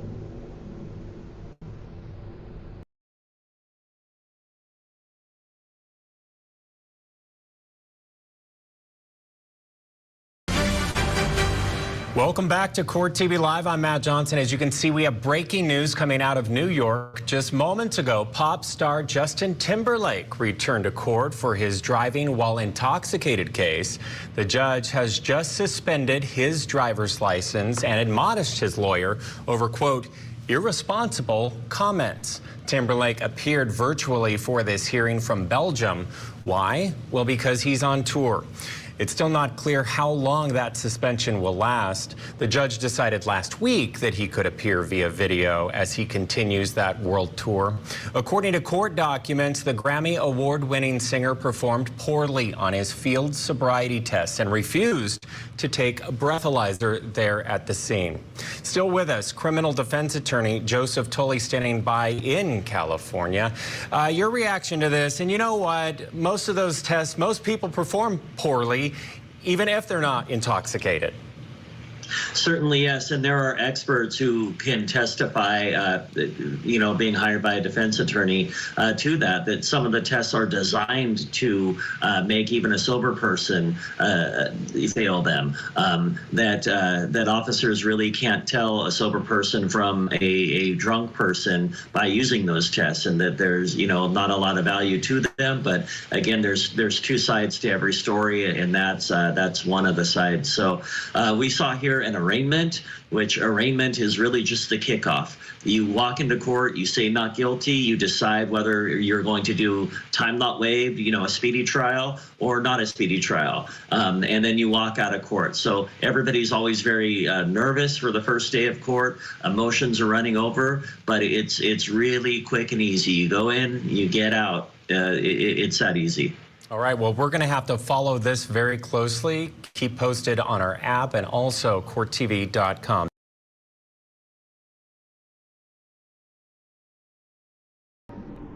And of course, when more information comes up, you can, again, Bethea'S Byte Reloaded will be all over it.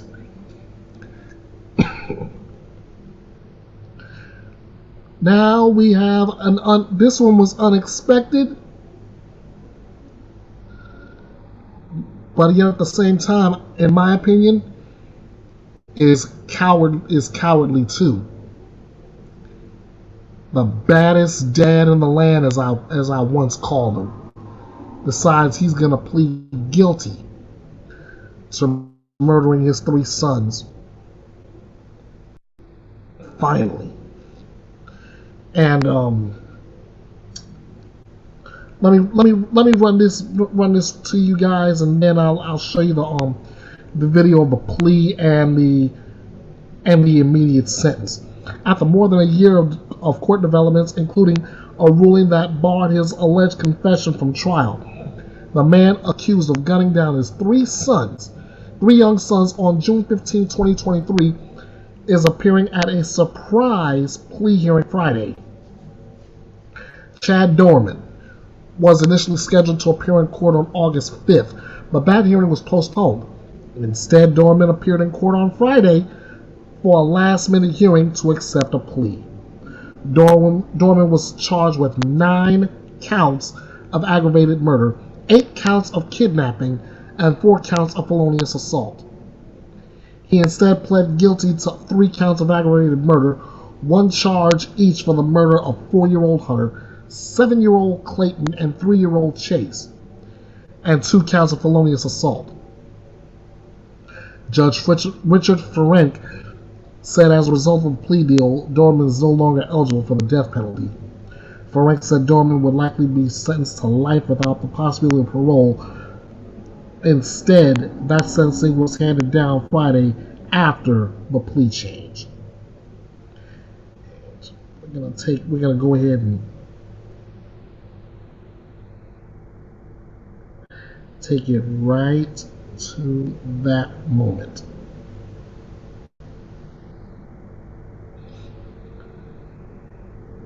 I'll let you guys see this, and then I'm gonna jump on my soap.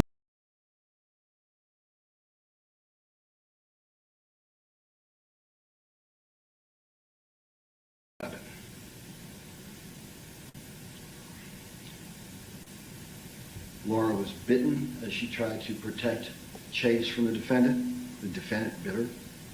She put her thumb over the end of the barrel in an effort to stop the bullet. She was shot in the thumb.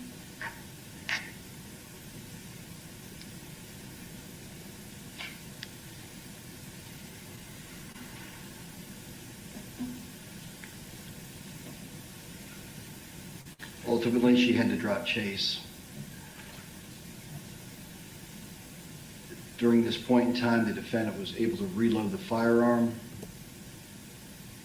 and pointed the gun at Chase's head and executed him, one round to his skull.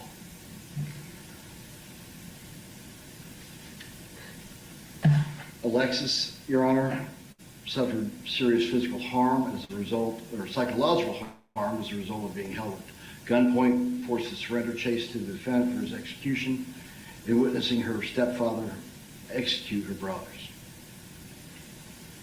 Laura suffered serious physical harm, obviously, as she was shot through the thumb.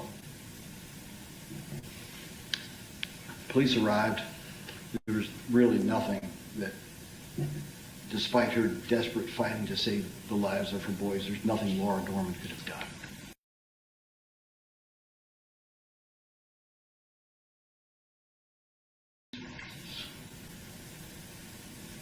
Surrendered without incident.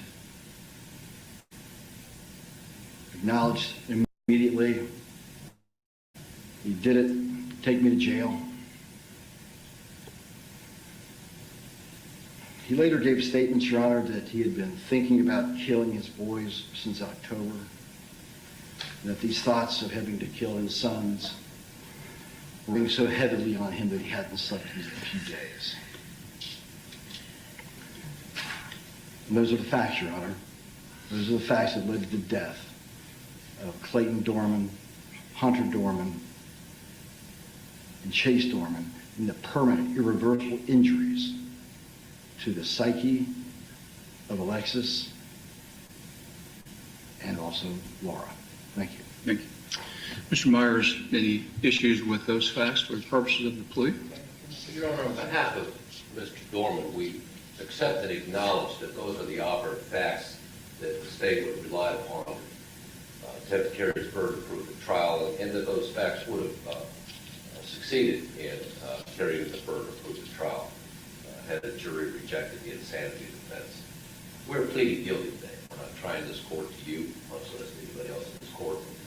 I just ask this court to bear in mind the three reports from three different psychologists that are before the court and have been before the law, and simply add, not to dispute the sequence of the events, the modality of the events, the horror and the tragedy of the events, but to add that but for some of the mental health issues that Chad had failed to address, he hopes others will not fail if ever they encounter that again, that but for those mental health issues, it seems fair to say certainly 2 out of the 3, if not all 3 of the psychologists would acknowledge the odds of this happening would have been near 0. But I also, by adding those facts, further acknowledge we're withdrawing the insanity defense. We understand the dispute between the experts on that. And Chad stands ready to proceed with this hearing and accept responsibility. Okay. And Mr. Dorman, up to this point in time, once again, have you been able to hear and understand everything I have discussed with you, what your attorneys have stated, what the prosecutors have stated? Yes, Your Honor. Do you have any questions, any misunderstandings, any disagreements with anything that's been said this afternoon? No, Your Honor. You're able to hear the statement of facts that the prosecutor read regarding the sequence of events as acknowledged by Mr. Myers to be accurate. Do you also believe that those are true? Do I believe they're true? No. Okay. You understand that they're accurate? That, as your counsel has said, that's accurate? Yes, Your Honor. And I need to review the guilty plea form with you at this point in time. And again, the guilty plea form sets out the charges that you're in your pleas to. They have counts 18 and 20, felonious assault as a felony of the second degree, has the statutory provisions, has the possible penalties that are involved for those two, has the aggravated murder counts and counts 1 through 3 with the maximum sentence that penalties that are set forth for those 3 charges as well, potential fines, has the dismissal, if you will, of counts 4 through 9, 10 through 17, 19, and 21. And we're waiving any requirement to regarding Reagan Tokes and any post-release control because that's inapplicable in the Vein Act. And it also sets forth the agreed, jointly agreed recommended sentence of life without the possibility of parole as to counts 1, 2, and 3. Each of those sentences to be served consecutively with one another. And also the minimum prison term of 8 years on both counts 18 and 20, accumulated to a total minimum prison term of 16 years with a maximum prison term of 20 years, again subsumed, if you will, by the life without parole as to the first 3 counts. Were you able to review this with Mr. Myers and Mr. Haynes before you signed it? Yes, Your Honor. Did you understand everything that was written on this document and the consequences of signing it? Yes, Your Honor. And did you sign it of your own free will? Yes, Your Honor. It has your signature on the back page. It appears to be in blue ink, but you signed this voluntarily after reviewing it with counsel and understanding the full consequences of signing this guilty plea form. Yes, Your Honor.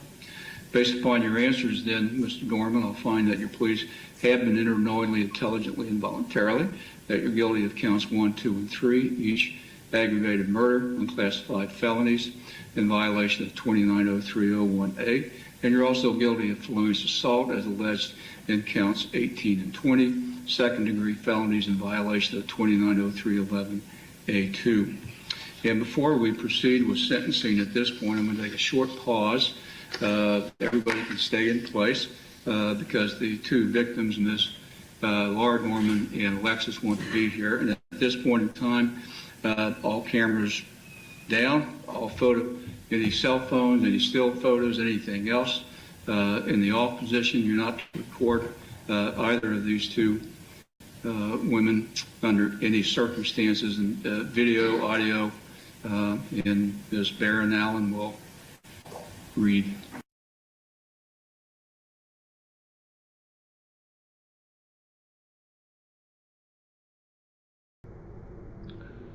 Chad Dorman, the baddest dad in the land, as I once called him, decides he's going to go ahead and plead guilty to murdering his, yeah, I said it, murdering his 3 sons, execution style.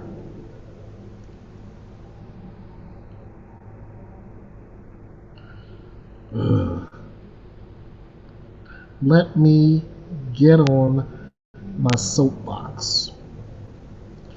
He did it, yeah. He pled guilty to escape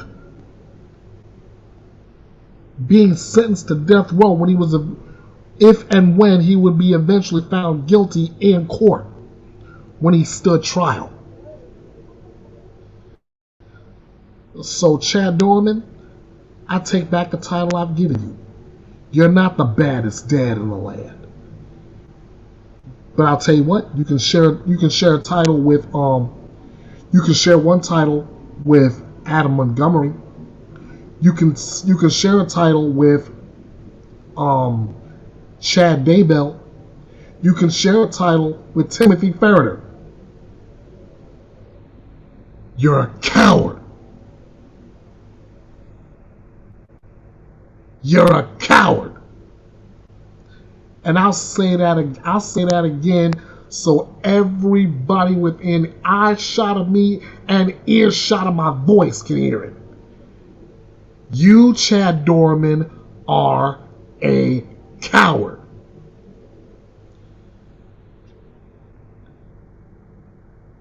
How big a coward are you, in my opinion? Well, think about it.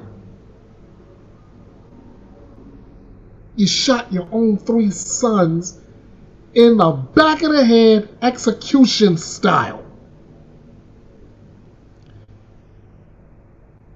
Who's gonna have mercy upon you other than the Lord Almighty?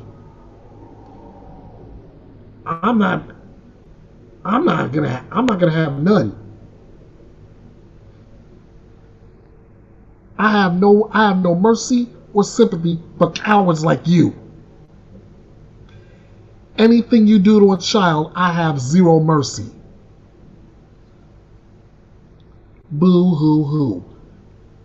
Poor Chad Dorman. No.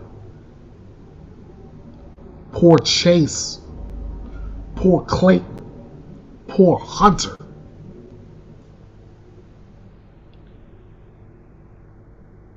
But congratulations, you escaped the death penalty. But I got some bad news for you, Chad Dorman. You're not going to escape eternal punishment. That's for sure.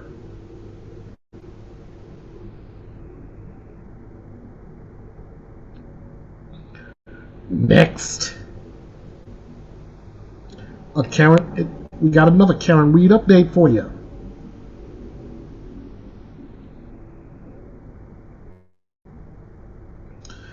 In an unusual turn of events, prosecutors in Karen Reed's case have filed a document with the court indicating that jurors are reaching out to them to say they agree with the defense. What? Yeah, that's right.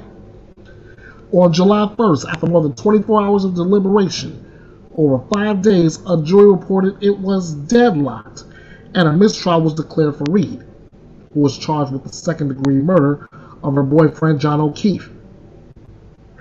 Reed's defense almost immediately filed a motion saying jurors had reached out to them,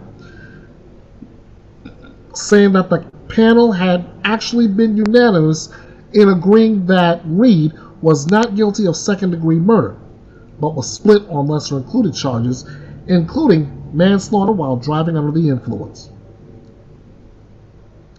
In a filing obtained by WFXT, Norfolk County District Attorney Michael Morrissey said that jurors have reached out to the prosecutor who tried the case, Adam Laley, to say similar things. Laley received the first unsolicited voicemail on July 21st from someone who identified themselves by their full name and seat number. Quote, this individual stated, "It is true what has come out recently about the jury being unanimous on charges 1 and 3, end quote. On July 26th, Laley reported receiving another voicemail from the same number repeating that the jury had been unanimous on 2 charges. The same message noted that the jury voted 9-3, leaning towards guilt on the lesser manslaughter charge. In addition to the voicemails, Laley reported getting 3 emails from individuals who identified themselves as jurors, but said they wanted to speak anonymously.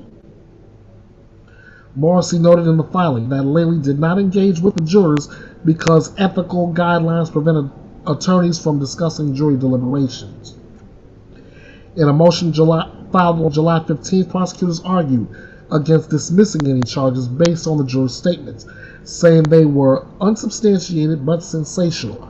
Post-trial claims were based on hearsay, conjecture, and legally inappropriate reliance as to the substance of jury deliberations. Judge Beverly Canone will hear arguments on the motion on August 9th, Reed's retrial is currently scheduled for January 27th. And depending on how that hearing goes, we will surely find out whether Karen Reed will go to a retrial or will she totally be exonerated. In another sentencing, the woman who tried to poison her husband with pet euthanasia drugs, she's been sentenced.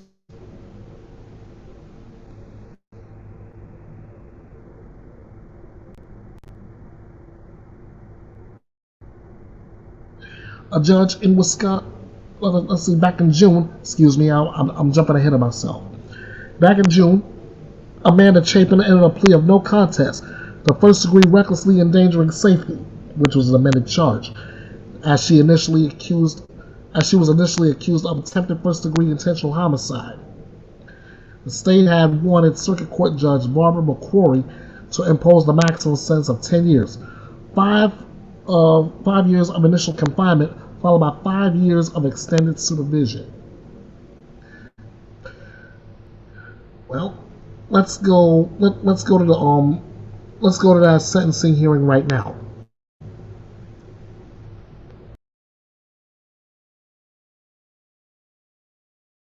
You lived in New Jersey, Florida, Illinois, and now in Wisconsin. Your employment history primarily in the social services and healthcare positions, in those helping sort of jobs. Starting out as a social worker, then moving into group home management before becoming a program manager and healthcare coordinator.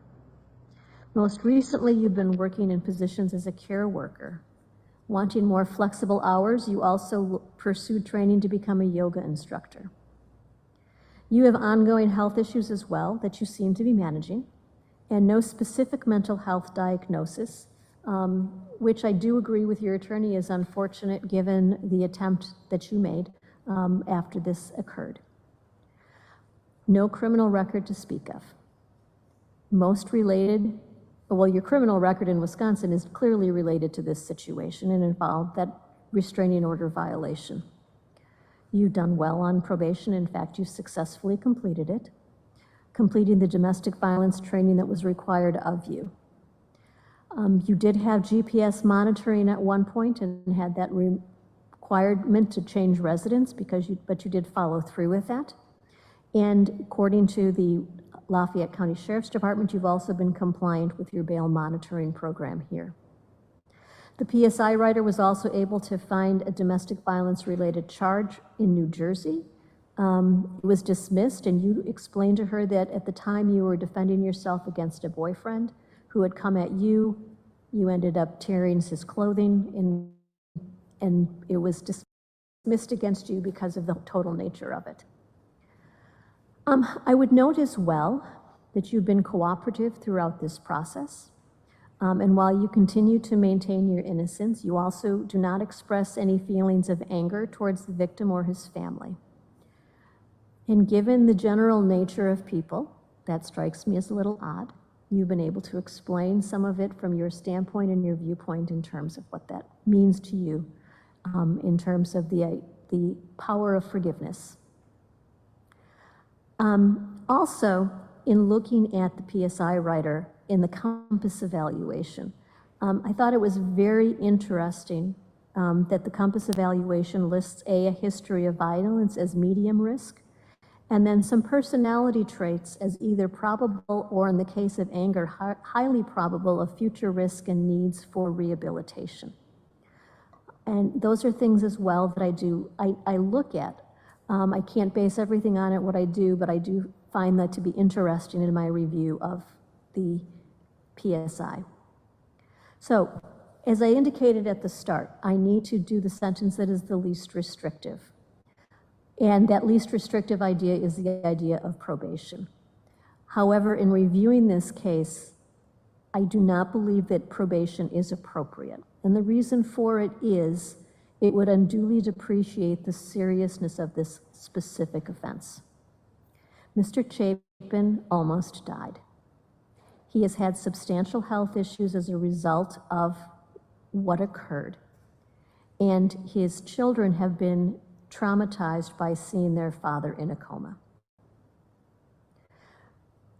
By placing you on probation, I believe that that would unduly depreciate the seriousness of this offense. So I then need to look at the reasons that I do sentencing, and that has to do with your risk level. What is that? And as I indicated, there are some issues having to do with the anger and the personality traits outlined in the compass that could use some assistance. Also, I need to look at the idea of that rehabilitation, because if you can address some of those, then your risk level is much, much lower. But then I also need to look at the punitive component, and that is one of the factors that the court also needs to consider. And since I've kind of talked about it when I said, is probation appropriate, and not thinking that probation is appropriate. As I've indicated, the victim almost died. He has continued health issues. That idea of feeling safe in your own home or trusting other people. And also, you do put yourself in the positions of caring for older people, and there's some things that also concern me with that. And the court needs to look at that issue of punishment as well. And I believe that what I'm going to do will take into consideration a punitive component as well as the rehabilitative work that needs to be addressed. And so for that reason, I am going to sentence you as follows to the Wisconsin State Prison System. I am going to sentence you to a total of 6 years, and that will be 3 years of initial confinement and 3 years of extended supervision. Conditions of extended supervision are no contact directly or indirectly with the victim, his residence, or his family without prior agent approval. I also need to order a DNA sample to be taken. I don't believe that has happened. I don't believe there's very much sentence credit to speak of at this point. Costs and fines will be covered and carried out through the bond that was posted.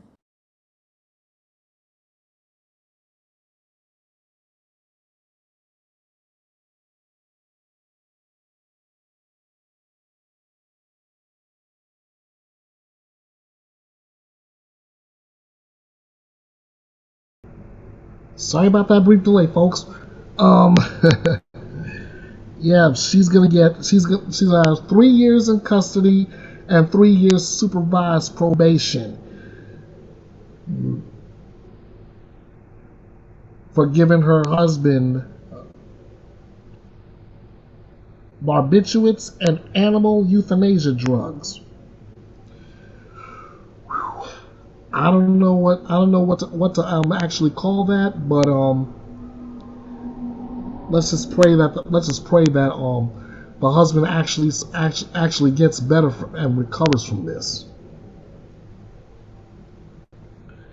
And finally, a jury has reached a split verdict in Alexandra Eckersley's baby abandonment case. Now, the last name sounds familiar to a lot of baseball fans. Alexandra is the daughter of Hall of Fame pitcher Dennis Eckersley.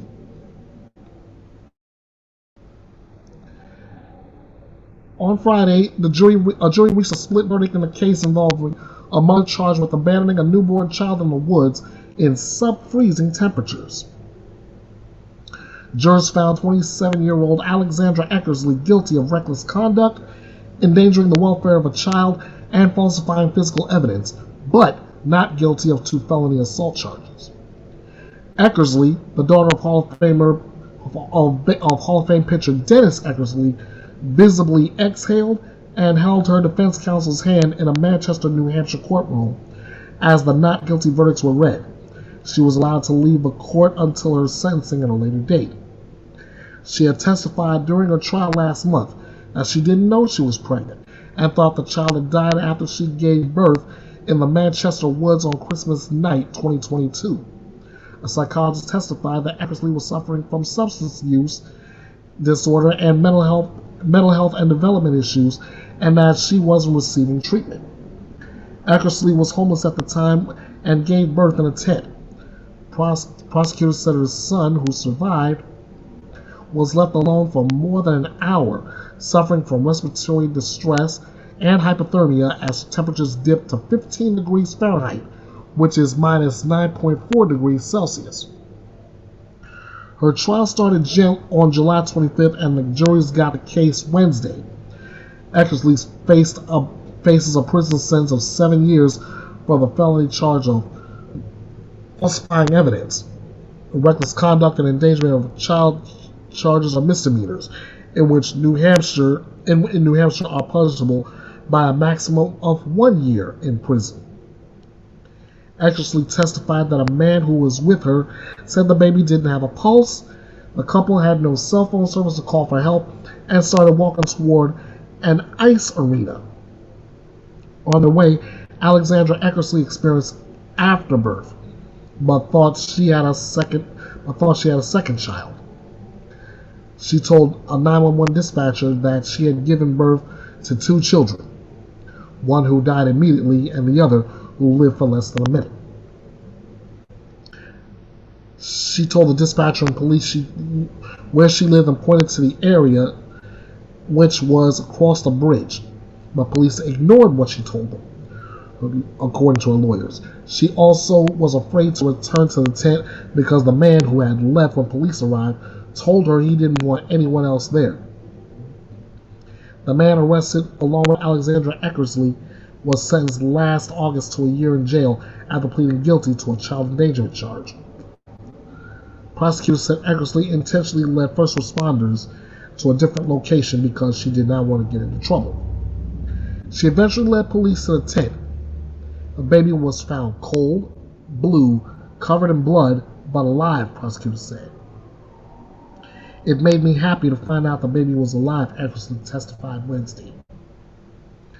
Eckersley had been living full-time with her son and her mother in Massachusetts since earlier this year. The Eckersley family released a statement shortly after she was arrested, saying they had no prior knowledge of her pregnancy and were in complete shock. The family said she suffered from severe mental illness her entire life, and that they did their very best to get her help and support.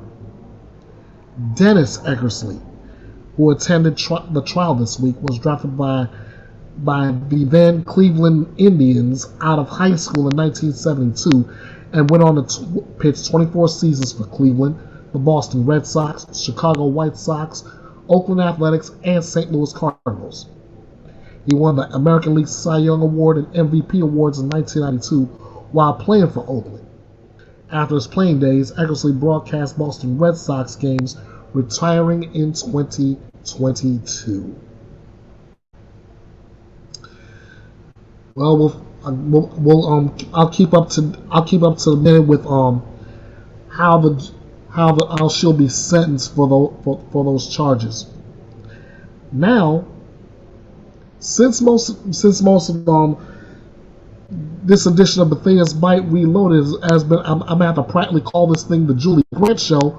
Why don't I just go ahead and end it out with Julie Grant, starting with her Monday statement regarding the Black Swan murder trial, where she asked the question, who told the Black Swan she could act?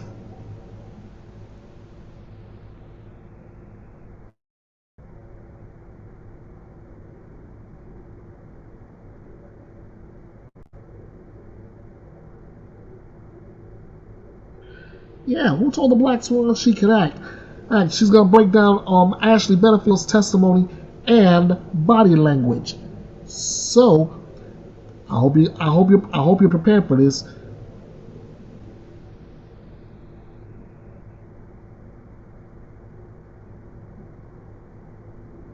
Get yourself settled in, because it's time for the first of July.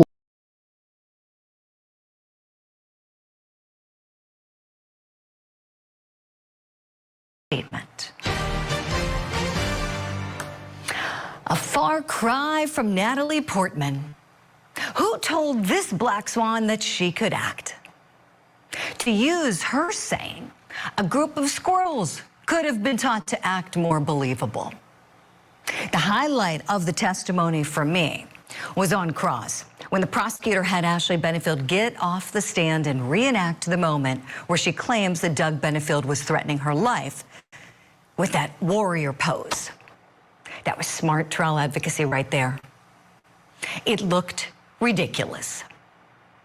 I wonder what the predominantly female jury is thinking about her. Benefield might be underestimating the common sense of the jury. Jurors are smart. I'm sure they can see that without a doubt, marrying someone after 13 days is a questionable decision. Without a doubt, Doug and Ashley Benefield had an unconventional marital living situation. And without a doubt, their relationship was toxic. But was shooting him absolutely necessary under the circumstances? What would you say if you were on that jury? I'll tell you what I say. I say that one doesn't get to weaponize our public court system because of their own poor life choices. Also, a toxic relationship is not necessarily a violent relationship.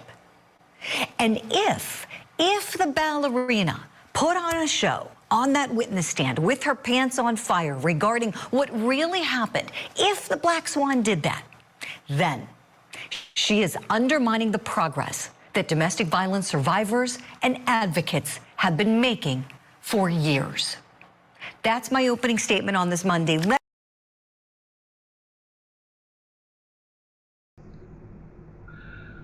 Sounds to me like Julia had no sympathy for the Black Swan on trial, but she also says that this thing with domestic violence is a real problem, regardless of Ashley. Don't believe it? Get ready for statement number 2, because it truly is a problem.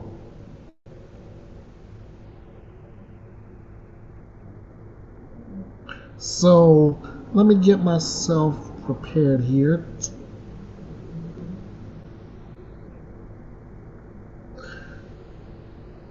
And now, let's get ready for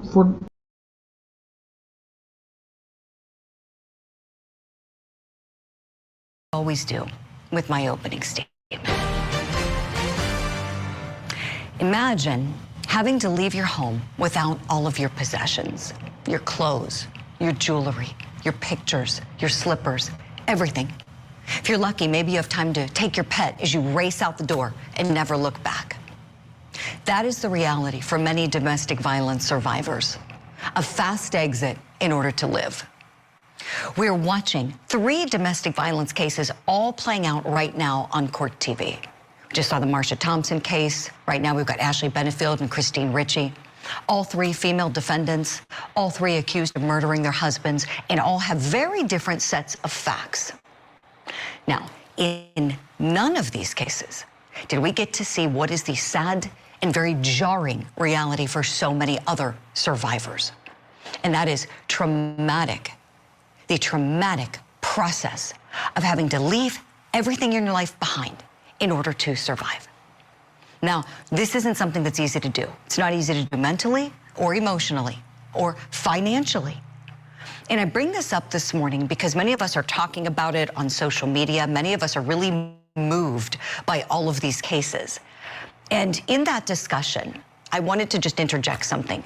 If you feel so moved to volunteer in the domestic violence movement, I encourage you to go and do that. Reach out to the local resource center near you. See if you can volunteer or help out in some way. The DV movement needs your support. It needs donations, and not just monetary donations, but also things like clothing, pet supplies, bedding, toiletries. Think about the survivor who has had to give up all of their worldly possessions in order to live. Now, if you have some nice things in your home that maybe you're not using, they might mean the world to a DV survivor who's creating their new home. If there is anything good that comes out of these 3 very tragic cases that are playing out so publicly, it's that a light is being shined on a very pervasive problem, a problem that needs our time and attention.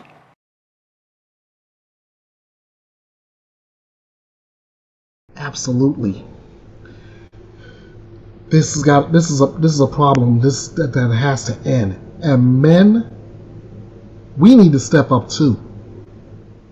We need to step up too. Right on the heels of Ashley Benefield's verdict, Julie Grant declares that Doug Benefield got justice. So let's get ready for opening statement number 3.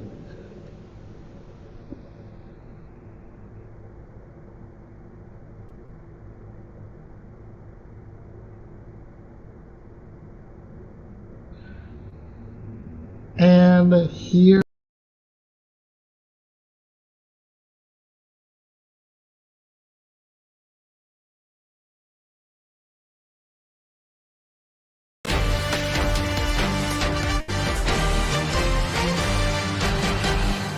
Good Wednesday morning to you. Thanks for waking up with us here on Opening Statements. I'm your host, Julie Grant. Just like in an actual trial where the lawyers get the jury all primed and ready to go to hear the case evidence, well, that's what we do on this program here. Except it's morning time. It's much more relaxed. I say it's like coffee and court. So why don't you go ahead right now, grab that cup of coffee. It's time for my opening statement. He's unarmed, she's uninjured. Was it murder or self-defense? Do you believe the Black Swan was abused? I've got lots of questions this morning, my friends. I know that domestic violence is about power and control, where the batterer uses violence to control their partner. So far, and I know it's early, but so far, doesn't sound like Doug Benefield was the one exerting the control. The defendant was doing what she wanted, living where she wanted, parenting their daughter alone as she wanted, deciding to stop speaking to him when she wanted. Doesn't sound like the Black Swan was being controlled with violence. I'm wondering if perhaps the defendant was controlling Doug with emotional abuse. Trying to keep him away from their baby, maybe? Cutting off communication with him, maybe? Was she abusive to him, possibly in that way?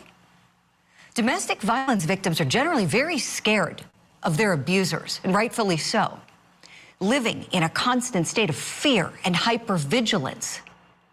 Now, if the Black Swan was truly afraid of her husband, why would she be alone with him? Let him help her move. Ashley Benefield's attorney says that Doug got in a warrior pose. He even demonstrated it in the courtroom, the warrior pose, and said he was advancing towards her. The defense is that she had to shoot him or else be seriously hurt or be killed herself. To get answers to my questions, I'm most looking forward to seeing the forensic evidence of how that shooting occurred. Because the prosecutor said that the bullet trajectory analysis showed that Doug was not coming towards her or even facing her when she opened fire. So I want to see what the science proves. Because people can tell stories, right? But evidence that can't speak to us can't lie to us. That's my opening statement on this Wednesday.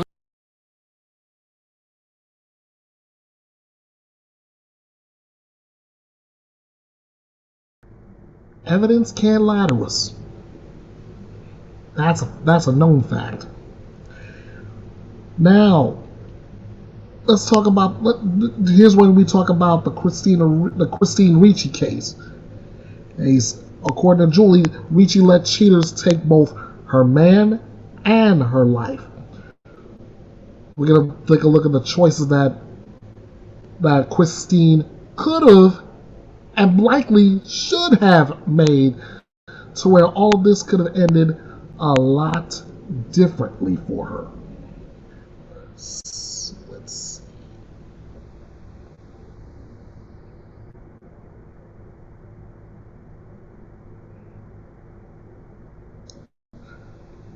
So now that we got got it set, here is her fourth, opening statement for the week.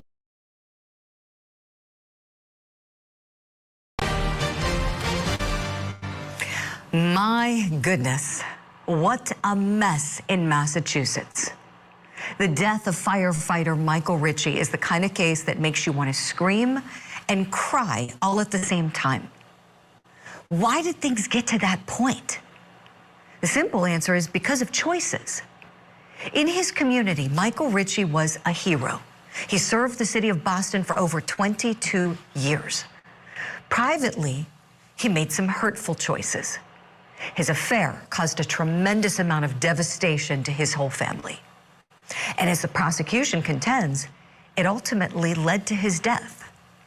Prosecutors say that Christine Ritchie just could not let it go. She and Michael would have terrible fights about it. And the children were affected by the turmoil as well. Christine Ritchie had choices. She could have chosen to forgive Michael and move forward peacefully. She could have chosen to get a divorce and given herself a chance at finding love with somebody else. But according to the case evidence, she would instead choose violence, lashing out at Michael in their ongoing fights about his affair. Two wrongs don't make a right. Yes, he was wrong to cheat, but she had no right to hit him, as the evidence shows. Things clearly became toxic. And this is perhaps the saddest part of all, my friends. 3 years after this affair, they both still chose to stay together. This morning, I'm wondering if Michael would still be alive today if either of them had made the choice to separate. What's more, the people that they loved the most, their beautiful children, have been hurt the most. So I say, let's keep them, the kids, in our hearts, in our thoughts, in our prayers, as they move forward after losing their dad.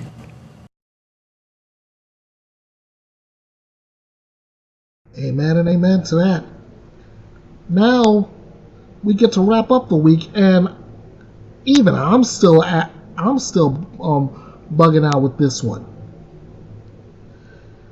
Christine Ritchie wouldn't testify in her own defense in her murder trial regarding the death of her husband. Julie is scratching her head and I'm scratching mine, or asking the same question. Why?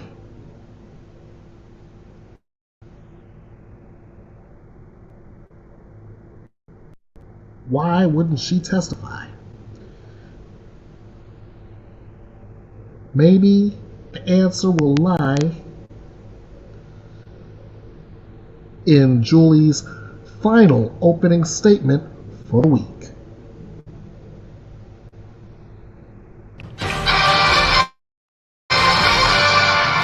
Baffled beyond belief. Christine Ritchie didn't testify. So what was her purpose in fighting this allegation at trial if she wasn't going to tell her side of the story? Yes, it is Christine Ritchie's constitutional right to have a public trial. Yes, the Constitution cloaks her in the presumption of innocence. Yes, the Constitution protects her from having to testify. And yes, the Constitution requires the government to prove her guilty beyond a reasonable doubt. All of these constitutional rights she has. But she also has the freedom to choose not to put her children through that public trial. She has the freedom to choose not to put them through the process of having to relive that nightmare and enter into a brand new trauma. The trauma of testifying against their own mother in order to get justice for their father, Michael Ritchie. If Christine Ritchie wasn't going to testify and have her chance to convince the court that the police and the prosecutors got it all wrong, then why would she go through with a trial? Just because you can do something doesn't mean you should. What's more important to her? Making the prosecution do its job, or shielding her own children from more heartache and pain? Those kids have been victimized one too many times. After Michael's death, you would have thought that would be as bad as it gets, right?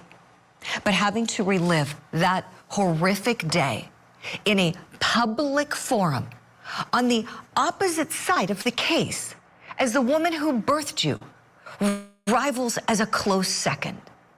May God bless those precious children who deserved so much better.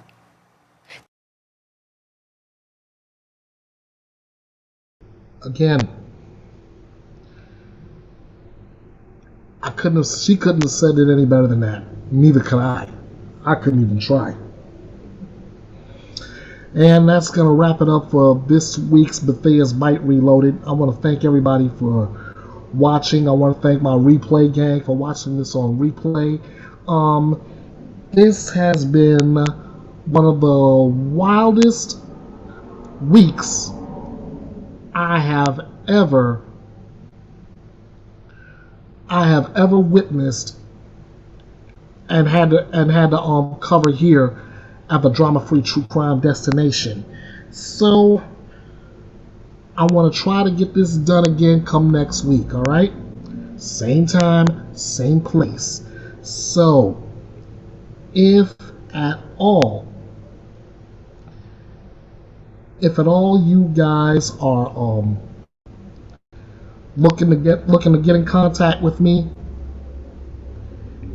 if you missed it earlier in the broadcast, here it is again. You can get me right on Facebook at Bethea'S Byte Reloaded, on X, formerly known as Twitter, at EKB316. That's all capitalized. Right here on YouTube, again, at Bethea'S Byte Reloaded. On Instagram, at EKB316. This one's lowercase. X is capitalized, Instagram lowercase. And on TikTok, I will have this video linked in my bio on TikTok. The handle is at King of Hearts 316 2021. And you can also email me your comments at kingofhearts316_09 at outlook.com. I'm about to go ahead and put a nice little wrap on this one. So again, I thank you all. I appreciate you. You guys, again, you guys are awesome. Also, I almost forgot. If you want to help me out financially, and I would appreciate that too. Here is, again, this is on PayPal, I believe. Yes, PayPal. Hal EKB316. On Cash App, $ EKB316. And on Venmo, at EB the Last Outlaw. Nothing is obligated. It's always appreciated. And I'm telling you now, this is straight up. This is just to keep this thing up and running. I keep it. This is all for you guys, not just for me. And we're gonna. This is it. This is what I'm doing for you. All right.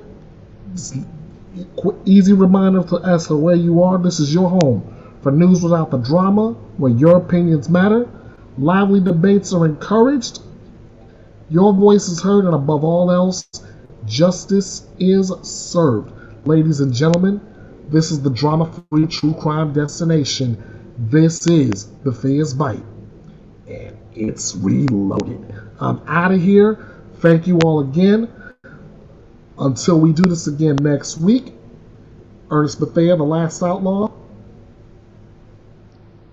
bite this. Thanks for watching and joining me here at the drama-free true crime destination.